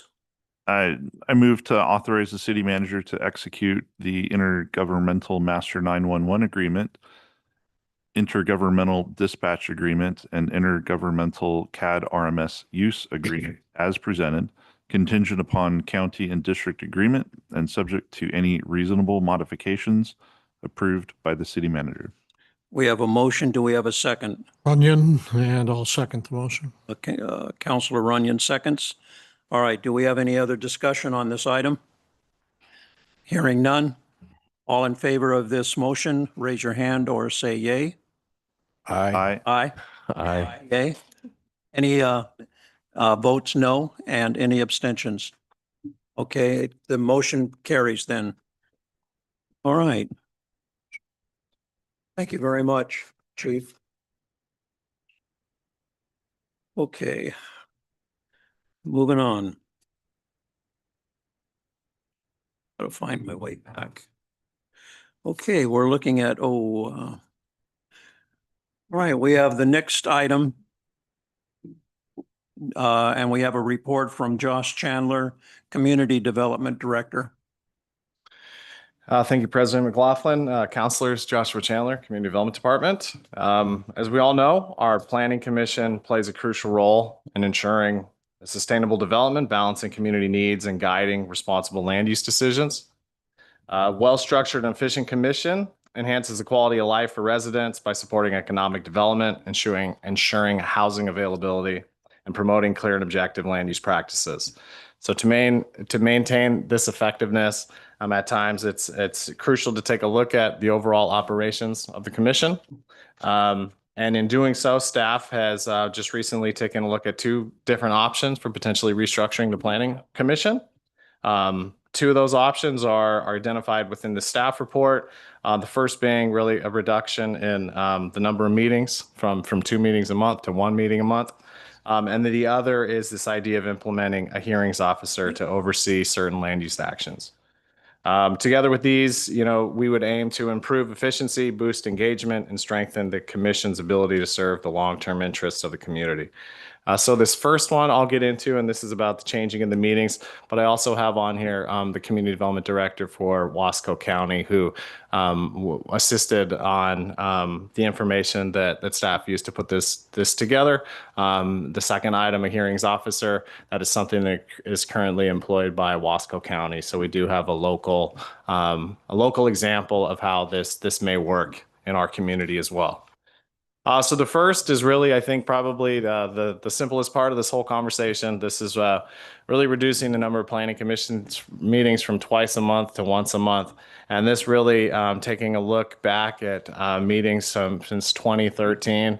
Half of our meetings, if not more than half of our meetings, have been canceled due to lack of business. So we've kind of ran the numbers on them. At times there's quorums that haven't been met, but that was really not that was a real minority of it. It really comes down to a lack of business. So we do often, just as city council, we send out those cancellation notifications, and I feel like we send out more cancellation notifications than meetings being had. So that is one of the approaches that we have, would be reducing it. Our recommendation would be to have it on the first Thursday of the month. Currently, it's first Thursday and the third Thursday. So the first Thursday of the month. This would make it so that we don't have a double up of urban renewal and planning commission meetings. So, kind of take the load off of staff for preparing for these meetings.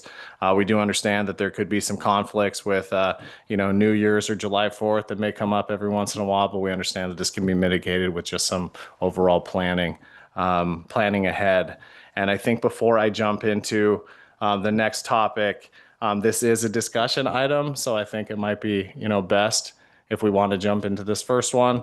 I can take the read from the room here and see, would you like me to go through the whole thing, or would you like to stop first and discuss any questions that you have, the approach to this first item? It's your pleasure, counsel. Doesn't matter. It's a discussion item, right? That's So it. we're not, yeah. Yeah. Ben? I think I'm good with just going through the sections and Okay. asking questions maybe as well. Okay. Yeah, we can do that. All right, so the next is probably the bulk of this conversation. We are proposing, the city is proposing to hire a professional hearings officer, which is a land use attorney, to handle certain types of land use applications that are currently heard by the Planning Commission. So these applications may include appeals of administrative actions. So when a site plan review, for instance, is appealed, the director's decision, that goes to Planning Commission. A hearings officer would then oversee these appeals. The next would be conditional use actions, or quasi-judicial actions. This would include conditional use permits, variances. These are immediately processed by the Planning Commission. So the hearings officer would then oversee quasi-judicial applications as well. Legislative actions, and then appeals to quasi-judicial actions. These would really be another topic of this discussion here. The city council has the authority to determine who has the final say in a land use matter. You can have a process where the city council would prefer to have the hearings officer make that last decision. But that is not what we were proposing. We were proposing a hearings officer oversee land use matters. If a hearings officer decision is appealed, it goes to city council for the city's final decision on that. This is a model that's followed by Wasco County and the Board of County Commissioners. So as I mentioned, they implemented the hearings officer a couple years back. And doing so now, anything that is appealed, the Board of County Commissioners does have the final say for Wasco County.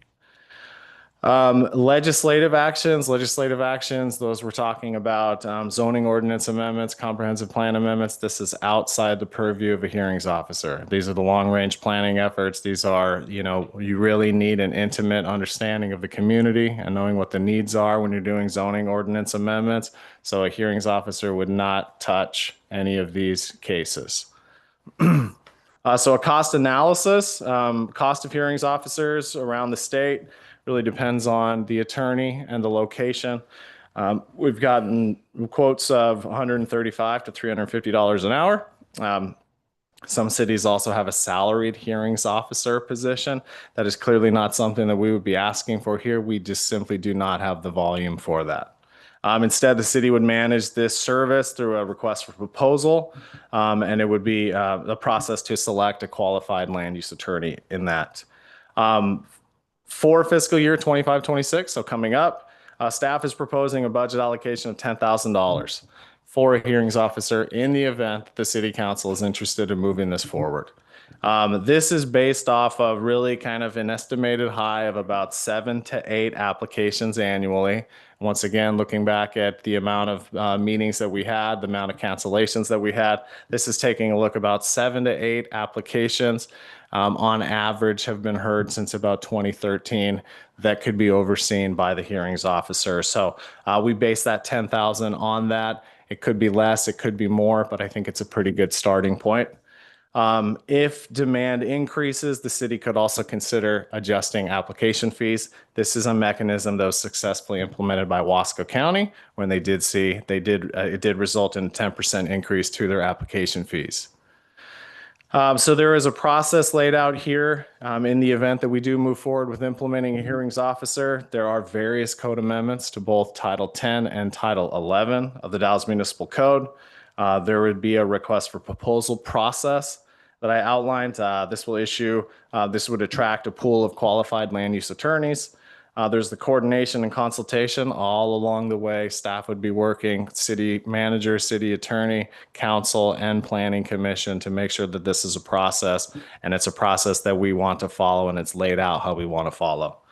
And their implementation timeline, this is something, if we do move forward with it, staff anticipates we could implement this process as early as winter or spring of 2026. So it would give us, looking about probably 8 months from now. We could push that a little bit further. It is not something that is time sensitive. It can be rolled out when we think it makes the most sense for us to do so. Community engagement will continue to be a key piece of this project. With the hearings officer meetings remaining open to the public, and this will maintain transparency. Public hearings could occur if we do drop planning commission meetings from 2 meetings to 1. That off meeting could basically be a time set aside for a hearings officer to meet. Everyone is used to planning commission meetings occurring Thursday at 5:30. So this would be very consistent with that and would kind of stick to the norm that we've had in place for a while. These meetings, as I mentioned, would be open to the public, and virtual options would be available as well. So it would really be it would be very similar to the current process that we have laid out. I do want to touch on some pros and cons that we highlighted here. The pros, looking at a hearings officer, they are specialized in land use law, which leads to more informed and legally sound decisions. There's a lower legal risk with these informed findings. It could reduce the likelihood and cost of an ongoing appeal. The time savings, hearings managed by the hearings officer are typically more organized and consistent than with the planning commission, resulting in significantly shorter durations. And I think our Wasco County Community Development Director can touch on that a little bit after this. I think I'd like to give her an opportunity to talk about it. She talked about a drastic decrease in the amount of time that one of these meetings could, that a hearings officer meeting is now compared to what it was in the past. There's an impartial third party minimizes political pressure, community bias in the decision-making process. Transparency and public participation, as I touched on earlier, the public hearings, noticing procedures, everything, the public would still be informed. It would not change. There would be a couple tweaks to it, but there would still be the same transparency, availability of information as we see today. And then a reduced planning commission workload.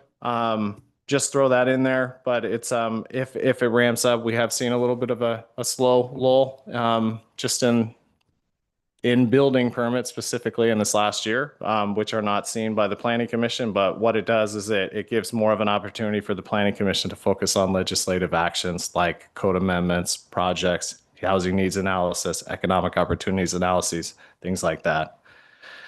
So there are the cons, the challenges here. The cost, hiring a hearings officer can impact the annual budget. As I touched on, we just set aside a $10,000 in the event that we do move forward with this. Limited local knowledge. This is something we also heard from our planning commission. A hearings officer may be less familiar with specific community context. However, one thing to keep in mind there is we cannot have a lot of local biases whenever we are making decisions in the land use realm. So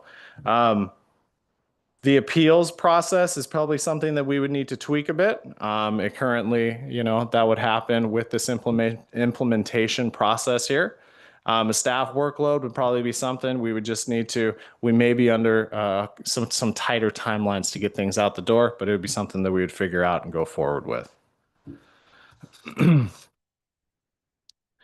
So we did discuss this item with the Planning Commission on April 3rd.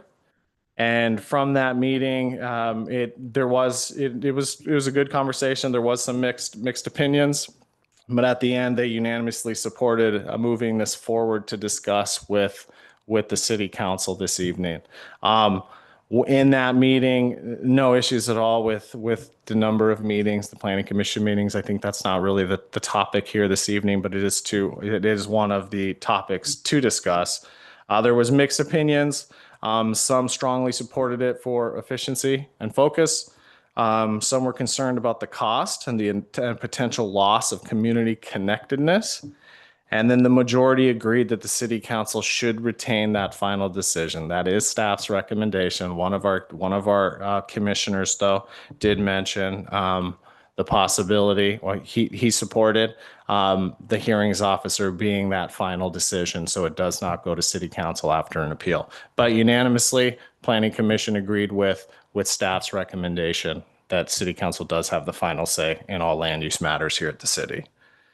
So some closing thoughts. These proposals, it's a big change. It's a big change to how Planning Commission has been operated for many, many years. So takes a little bit to sink in, takes a little bit to, ask some questions, figure out what the best process is for the city of the Dalles.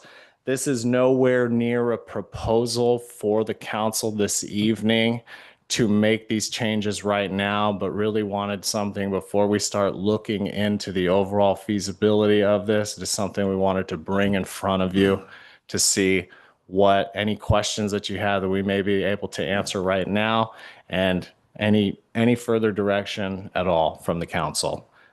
Do feel that it will make better use of our commissioners and the opportunity for them to focus on long-range planning efforts. I think that's why a lot of planning commissioners get into it. They look at the overall vision for the city of the Dalles and sometimes may not want to get bogged down with a variance request for a height increase of something, or even a conditional use permit to put a new shop up at the library. That did have to go to Planning Commission in our current code.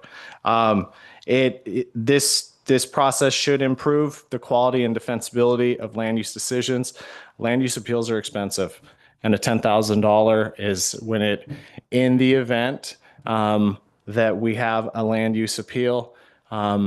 like I said, they can get expensive, and the $10,000 is something that it's a pretty good insurance policy overall. And that's only if you are getting to the point where you have that many in a year. And with that, I am more than happy to answer any questions. Well, I would like to invite Dr. Kelly Housley Glover to give us your insight and thoughts.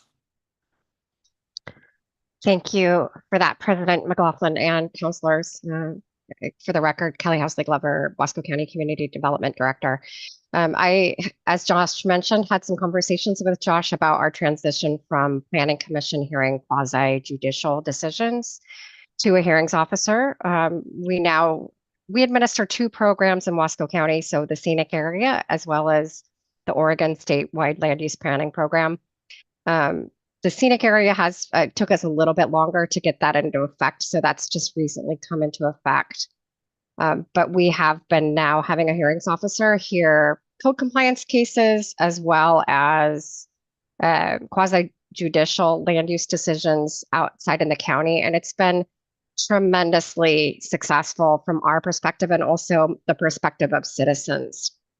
A couple reasons why we elected to go this route, because I think Josh did a great job at summarizing some of the pros and cons, but it was honestly a lot of meeting fatigue on the part of our planning commission. We have been very, very active, as you may be aware, in pursuing a lot of long-range efforts to modernize our program, coupled with pretty much every session, but particularly in the long session, a lot of rulemaking from the state legislature that impacts our program and needs to be updated. And so just a hefty workload for our planning commissioners, long range wise, that it was really starting to wear on them, having to do so many meetings. So this has been really beneficial from their perspective. They really have embraced this. From the customer perspective, because we're paying somebody to adjudicate these decisions, it's a much quicker turnaround time from a customer perspective. And as I shared with Josh, when you have a 9-member planning commission board, really trying to be very careful in scrutinizing issues and really conscious of some of the legal ramifications of making quasi-judicial decisions, those decisions can take 2, 3, 4 hours to make. And with a professional hearings officer who's typically a land use attorney, we've seen hearings go from, again, 3, 4 hours to about 20 to 30 minutes. So that's a pretty significant reduction in staff time, but also on the part of our applicants. And, again, folks have been really, really pleased with how expeditious it's been, how efficient it's been. And just speaking to, I think, that sense of community connection, I can recognize that there is some reticence, but I think for our planning commissioners, it's very comfortable because the reality is we do live in a small county where everybody has, a couple degrees of separation from folks, and that can make it really challenging to deliver what they feel is an unbiased opinion. So having that outside person evaluating cases really eliminates some of those accusations of bias or even the sense from the part of our planning commissioners of having to list a lot of potential bias or ex parte. So I on the whole, we've been really pleased with the impact that it's had on our program. We feel really confident in the decisions that are being rendered by our professional hearings officer. And that's the other, I think, really critical thing for our program is making sure that we have really strong findings. It's not foolproof in keeping us out of the Land Use Board of Appeals, for example, but our hope is, and what we've seen in other jurisdictions, is it does dramatically reduce the likelihood for procedural error on the part of the jurisdiction. And that's really a big consideration for land use programs because we're having, again, an experienced land use attorney draft those findings and make that final decision. I am so pleased to be here tonight to share our experience, and I'm really happy to answer any questions from the council at this time. Thank you. Council, any questions? Yes, Councilor Runyon. Good evening. With relationship to the county, are all decisions by the hearings officer going to the county commission, or are they handled at the hearings officer and that's it? Or is there a menu of some types of items that will always go to the county commissioners and some that generally don't? Yes, thank you, Counselor. That's a great question.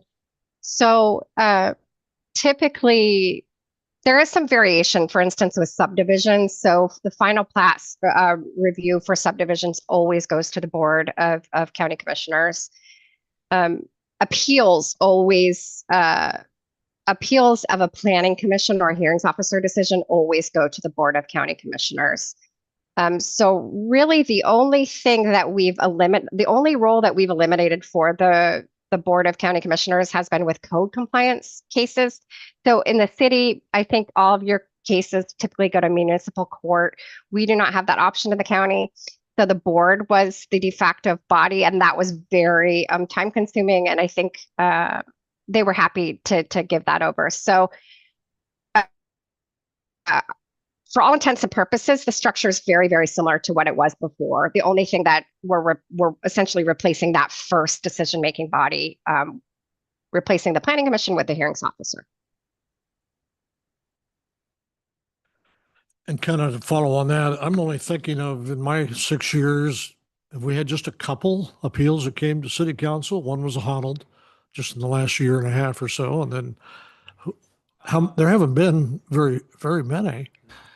Yeah, I think we have one coming up. I think there's, I could think of four. Four in the time I've been with the city, I think there's been four since 2018.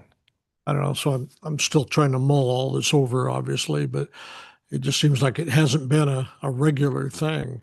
At four in the last 5, 6 years, what have you. Yeah, and those four would be what are coming to the city council. So you would hope that, in hiring a skilled land use attorney, that even those are, hopefully you're protecting yourself from even appeal getting to the city council level. That would be the goal. So as a former city planning commissioner 22 years ago or so, I'm all for the not having 2 meetings a month, but you have an exception in there that you could have special meetings as plans warrant. Yep. So, I mean, that to me is a good idea anyway. We seem to have 2 meetings a month, but we have special exemptions to meet every day sometimes. So that part I'm good with. I just haven't fully figured out the value of a hearings officer if they're all going to end up coming to us anyway. If there's a menu of items that would just never see the light of day for the city council to look at it again, what are the circumstances where, it has to come to the city council? That's, I guess, a question. So the circumstances that it would have to come to city council would be, let's say we don't do a hearings officer. A planning commission, we found out today that a planning commission decision that was made on April 17th for a subdivision, that has been appealed and it will come in front of city council. Right. That decision would have been handled by a hearings officer. So the impact to city council is probably not as much in this process that we're talking about. It's more so just moving the responsibilities of that planning commission, the body of the planning commission, moving those responsibilities to the hearings officer itself. And you would hope hiring a good land use attorney, they defend the city well, they provide those good findings, and then the chance and the likelihood of it coming to city council, it would be less. So the hope is to end it right there so it doesn't come forward to the city council. The hope would have more of a defensible case. It would still come to city council if that's the city council's decision. So there is an option for the approving authority of any city, municipality. They could say that, hey, we don't want, as city council, we don't want to hear these land use decisions anymore. We want that to be entirely heard by a hearings officer. That approach right there actually could cut your application process significantly. If we could bring applications in and schedule them with a hearings officer, and that hearings officer, it is the last decision, we could be slashing time off of review for applications significantly. But there is the route for the city council to still have that final control in the event that it is appealed. I yield. Council President, if I may make a quick comment on that.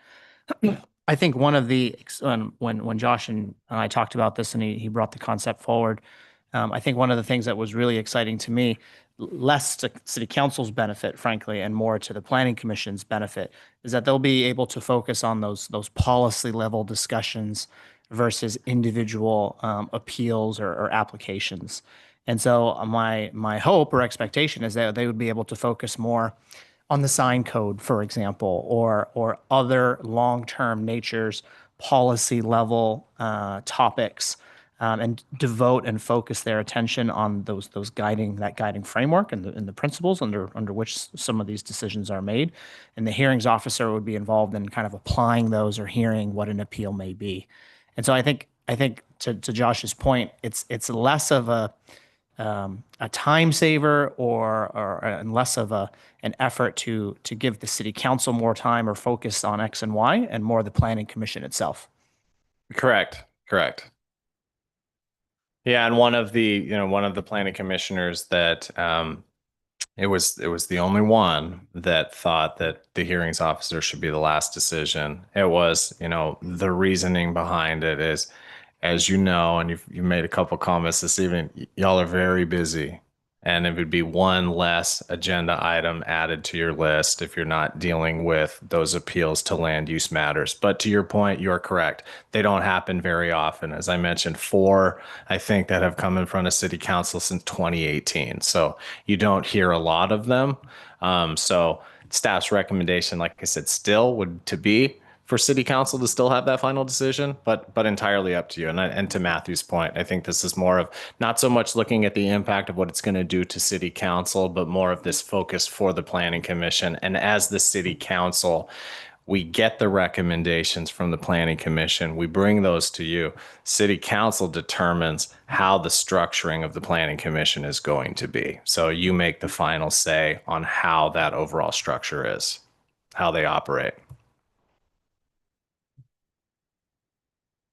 Well, speaking for myself, the cutting of the meetings to a more reasonable once a month makes good sense, and I'm encouraged by the potential for making the planning process, streamlined and a little bit more professionalized. And thank you, Dr. Housley Glover, for your insights there. Pardon me. I am interested if our city attorney has any thoughts on the idea of hiring a hearings officer. Just general thoughts? Your perspective on the idea, yeah. I think it's a decision that makes good sense for any city. I think that in this city, we've been really fortunate with our planning commission chair, Cody Cornett, and we've had a lot of changes on the planning commission throughout my last 5 years here as the city attorney. But theoretically, that can all change as soon as 2 or 3 members of the planning commission resign or get appointed elsewhere or decide they don't want to do it anymore. And we could have a very new commission who decides to pay less attention to the clear and objective standards that are required to be applied, because it's frankly outside of the city's hands to apply anything other than that. Despite that, other jurisdictions maybe aren't so lucky. I think we've been really lucky with great people. and that could happen here, but having a hearings officer really cuts the chances of that happening significantly. And so it should result. And in fact, I haven't heard any horror stories when it comes to hearings officers. I've definitely heard hearing stories when it comes to planning commissions. But I can't think of a single instance in any jurisdiction, frankly, in California or in Washington either, that have had negative experiences doing the switch to a hearings officer. And I think it makes common sense to do that because it's sort of a cyclical positive feedback loop, right? Because if you're freeing up the planning commission's time to focus on long range planning efforts, you should be getting better land use code as a result. And better land use code means better decision making or easier decision making for the decision maker, whoever they are. And if you double down on that by having an experienced land use professional or a land use attorney making these decisions, knowing full well what the application of law is, what the standards are, I got to be honest, Josh and I work pretty hard on nearly everything that we do. Actually, probably everything that we do. Land use is not easy in Oregon. And planning commissioners are people just like you all. They serve without compensation, and they're certainly not land use professionals. And candidly, the amount of time that the planning department and I spend in preparation for every land use application, at least the ones that come across my desk, and certainly land use applications that have a high likelihood of being appealed for one reason or another, or that actually are appealed. We spend a lot of time on those staff reports. We hire expert lawyers to review those staff reports. It's extremely complicated. The red lines would be frightening if you saw them. And that's coming from me. So with that said, it's a lot harder for us, I think, to not only get the law right and the facts right, but to remember who our audience is. And our audience, more often than not, is a planning commissioner who's reading the packet, or a city councilor who's going to read the packet. And I think it's a lot harder for us to write for that kind of an audience as opposed to a professional.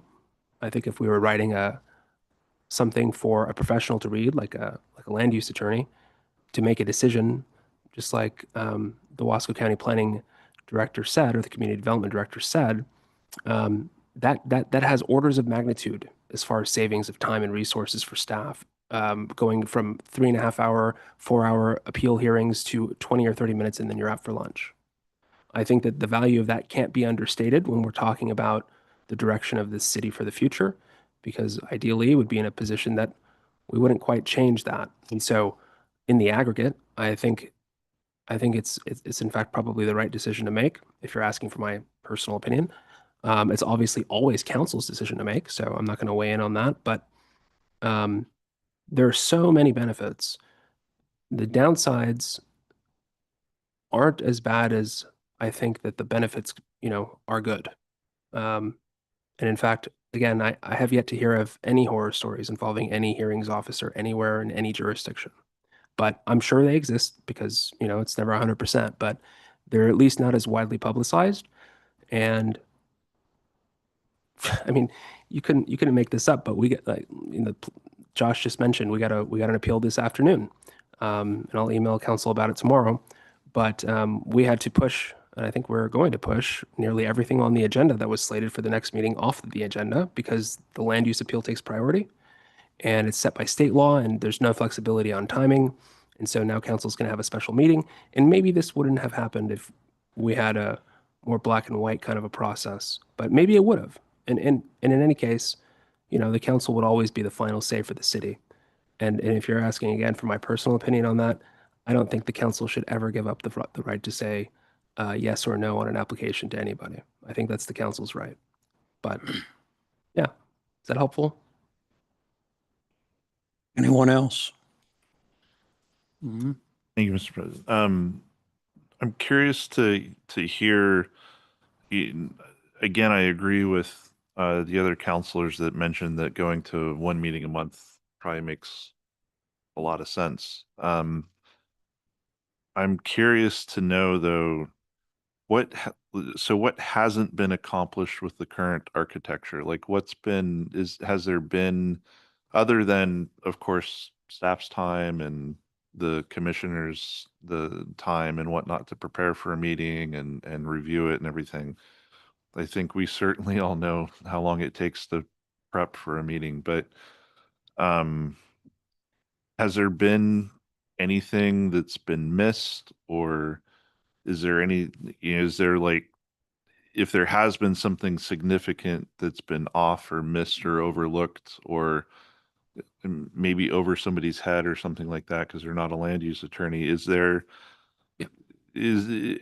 anything like that? And um is there an ability, so it would concern me if there is, because I would expect, just like, when I joined urban renewal, when I joined city council this year, there was an onboarding, there was a bit of like education. There's always education time that you need to spend on it too. But is there part of that process that could help new commissioners or the current commission? Yeah, can I just jump in to respond just very briefly? Again, I'll just be candid. We've had commissioners who are just not present physically, virtually, mentally in our meetings. And it's never a great look for the city of the Dalles when we ask for a counselor's comment and their video's off and they're on virtual. They don't respond because they're not actually at their computer or at their phone. They're just not at the meeting. Those commissioners in the past have had conversations with the mayor, conversations with the planning director, conversations with the chair of the commission to sort of, step up.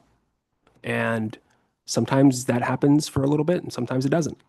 A lot of the stuff sometimes that we talk about at planning commission goes way over our commissioner's head. This is just my opinion, goes way over their head. And it's not a mark on them. Sometimes it's extremely complicated and they haven't given it the time, frankly, because no one in the world would expect them to truly invest their time to that degree to make these kinds of decisions. I think that sometimes planning commissioners are humans, just like we all are, and they vote for reasons on matters that aren't part of our code. It does happen. Thankfully, those commissioners always find themselves in the minority because I think by and large, the commission understands that the decisions they make need to be defensible legally. And they know that just because they want something one way doesn't mean that that's what we have to do, or doesn't mean that's what we're going to do as a city. I think that there haven't been any material missteps. I know that we've had to cancel meetings due to lack of quorum before, where commissioners are here in the room but not enough of them show up. We've had commissioners who don't have cell phones and who don't have email addresses and have to have their packets hand delivered to them. That you name it. We've had all sorts of characters, and it's been hard, frankly, to have regular meetings with consistency and in a way that the public would, if I was a member of the public who wasn't the city attorney, and if I was just sort of spectating all of that, I might have a diminished amount of trust in the process, knowing that, hey, I want to apply for this thing for the city. It's a land use matter, but that planning commission's so hit or miss. Sometimes it's up, sometimes it's down. I feel like if I was a developer in this community or a neighbor in this community who didn't want to support a development, I'd like to feel that there was some regularity and some fairness and some, frankly, some more transparency on how decisions are made. Not that there isn't now, but it would be enhanced, I think, with the work of a land use attorney who understood what the rules were and sort of reminded the public that a lot of this is outside of the city's hands because Oregon land use is extremely niche and is preempted nearly exclusively by the state of Oregon. So that's just been my personal experience. I want to make sure that Josh has a chance to weigh in as well. Yeah, I think as far as business, I mean, hearings officer or no hearings officer, it's business as usual. We will continue to process applications. We'll continue to get things done. I think when we touch on, I can just recently a planning commission meeting on one topic in 3.5 hours. So it was a very long meeting. You know, we push 45, 50-hour weeks as it is, and tack a 3.5-hour long unexpected meeting onto it when something could have been wrapped up probably a bit sooner. That's something that I think the taxing on staff alone, I think can be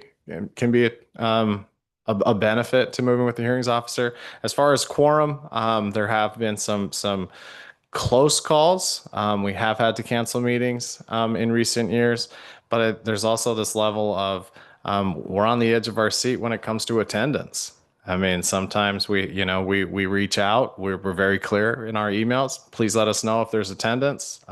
Sometimes they respond quickly, and then we're following up throughout the week to see if we have a quorum for this. And when it comes down to it, the quorum, I mean, it's something that it's a reputation that the city has. If you're an applicant, as Jonathan was touching on, as you're an applicant, you're coming in, you're getting this, you're being told it's going to be scheduled on this day. You want to move forward with your application. For it to be canceled due to lack of quorum, I don't think it looks very well in the city of the Dalles either. The hearings officer, you don't have to worry about a quorum. Yeah, I think some of those, and just tightening up on the findings and some of the loose language. I think sometimes that a planning commission, there could be the ability to kind of overreach a little bit to maybe address the concerns of a community member, overreach and maybe put a condition in there or attempt to put a condition in there that isn't legally sound. So those are some risks, I think. But as far as what we've continued to process without a hearings officer as it is, and we'll continue to do that if we don't move forward. I think one thing that's interesting, one thing I've come to appreciate here on city council, especially as a new councilor and a couple years on urban renewal, is the quick access that we have to our city attorney, like we do tonight, to get input so we can make decisions. It seems to me, generally speaking, it would be good to do something similar to that with the current commission, even if there's not a hearings officer going forward or whatever. If that doesn't happen, it sounds like the couple of things that would be good would be some sort of level set education, reference documentation. It's gonna you're gonna have to. It does take a large personal desire to do a good job and learn and educate yourself, but I think being proactive and providing that foundational reference, Oregon certainly is a difficult niche land use example, but I think having that access to outside counsel and whatnot from a land use attorney would probably be sound. It sounds like, regardless of what. Yeah, I just want to mention, since we're talking about something so lawyerly, if you don't mind, just to make it clear, I attend every planning commission meeting, and I advise them just like I advise the city council. I know a lot about land use. I am not a land use specialist, but we have the best in the business on our team every time that we need them. And the commission has all the legal support they could possibly want, maybe too much of it. Just wanted to be clear, because maybe you didn't know. No, I didn't know. I advise them just like how I attend urban renewal meetings. Yep. Same exact thing with planning commission. Perfect. And frankly, if the council decides to move forward with a hearings officer position, I would attend all of those meetings as well. And even though that person would be a contracted attorney or land use professional, they would be impartial. They wouldn't owe any allegiance to the city. They're certainly not a city staffer. They wouldn't be treated like that either. But they would be an agent of the city in the sense that they're making the city's decision, perhaps a final decision if it's not appealed. And so they need legal advice as well, even if they're an attorney or a land use professional, because they don't have the city's local interests in mind at all, and they may not be aware of certain dynamics. They also may get the law wrong because they're not the city attorney. And we have our local code, which I know pretty well. Josh knows extremely well. And so there's opportunities for legal counsel at every at every turn, frankly. So. Okay.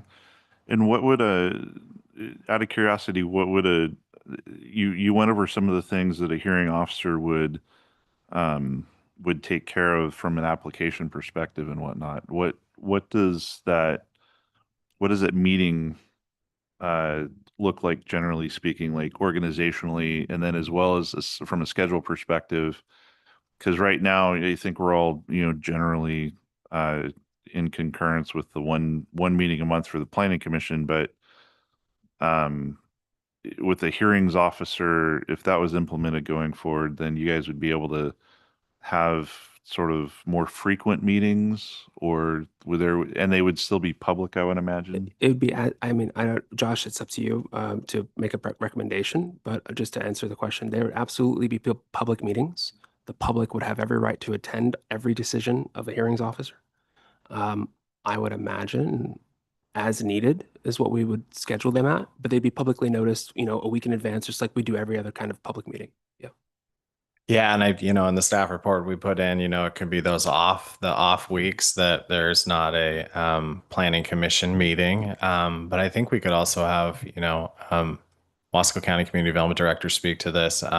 It can be, she can touch on maybe the what they're using over in Wasco County, the availability that they have. And I think, correct me if I'm wrong, Kelly, is that and it's just an as needed, but is there flexibility or is it a set time? I think it'd be kind of fill us in on that. Appreciate it.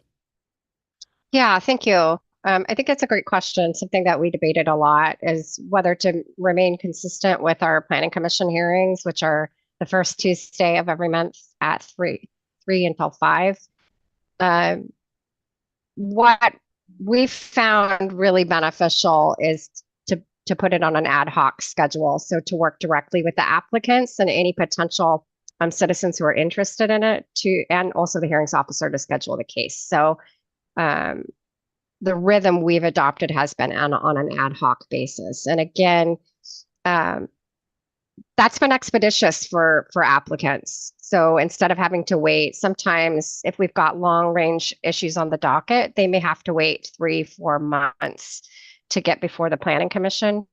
Typically now we're able to do that in tandem with planning commission events. So, but I think you can structure it, multiple ways depending on what the considerations are. So if you want to be consistent, it's something we evaluated, kind of keeping it on Tuesdays at 3 to 5, but ad hoc has really been beneficial for us.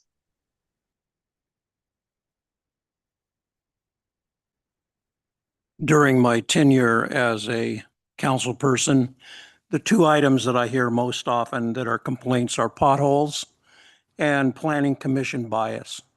And, knowing that your proposed restructuring is intended to streamline the land use review process while preserving transparency and public engagement. Those are very important to me.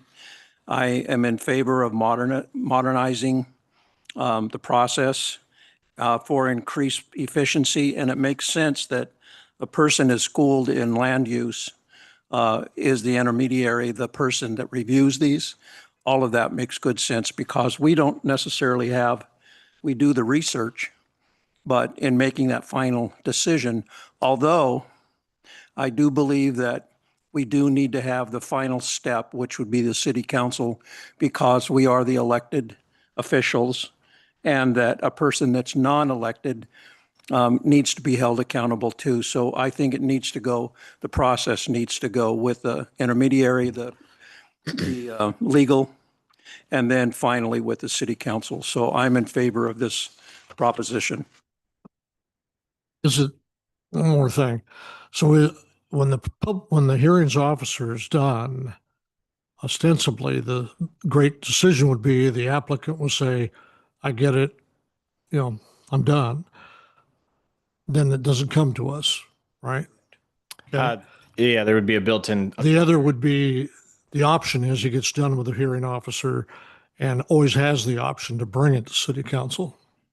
Yeah, so it would be broken up that the options would be the hearings officer makes a decision. There would be an appeal period built into that. That appeal period, if it's something that city council makes the final decision, they have to meet, and that appeal needs to be, submitted at that 'Cause I time. like the door being open to come to us, but if there's a way to eliminate the need because all the ducks are on the table through that hearing process, the idea would be to eliminate having it come to us. And that is an option. That is an option. It's not one that Wasco County is using, and Kelly's been great through this whole process. Filling this in on some of the details, but it's not something that Wasco County does. It still goes back to the Board of County Commissioners. But to your point, the one you're talking of not going back to City Council after a hearings officer makes the decision, you're talking about a process that would truly streamline the application review process. It just seems like that would be the final question with a hearings officer. Are you satisfied with what I've talked to you about? Or just knowing that you still have that opportunity to go ahead to the city if you wish. And I like that kind of a soft sell better because the citizen still has the opportunity to come forward if they wish to. Yeah. It could also, they're probably hiring attorneys and stuff themselves, so Yeah. it may save them some money after they go through that process. So, Our recommendation is to give them the option to come to City Council. yeah. Yep. And I just want to be extra clear, the city council in making this decision to explore this idea, it's an extremely customizable type of experience for the city council. You can hear,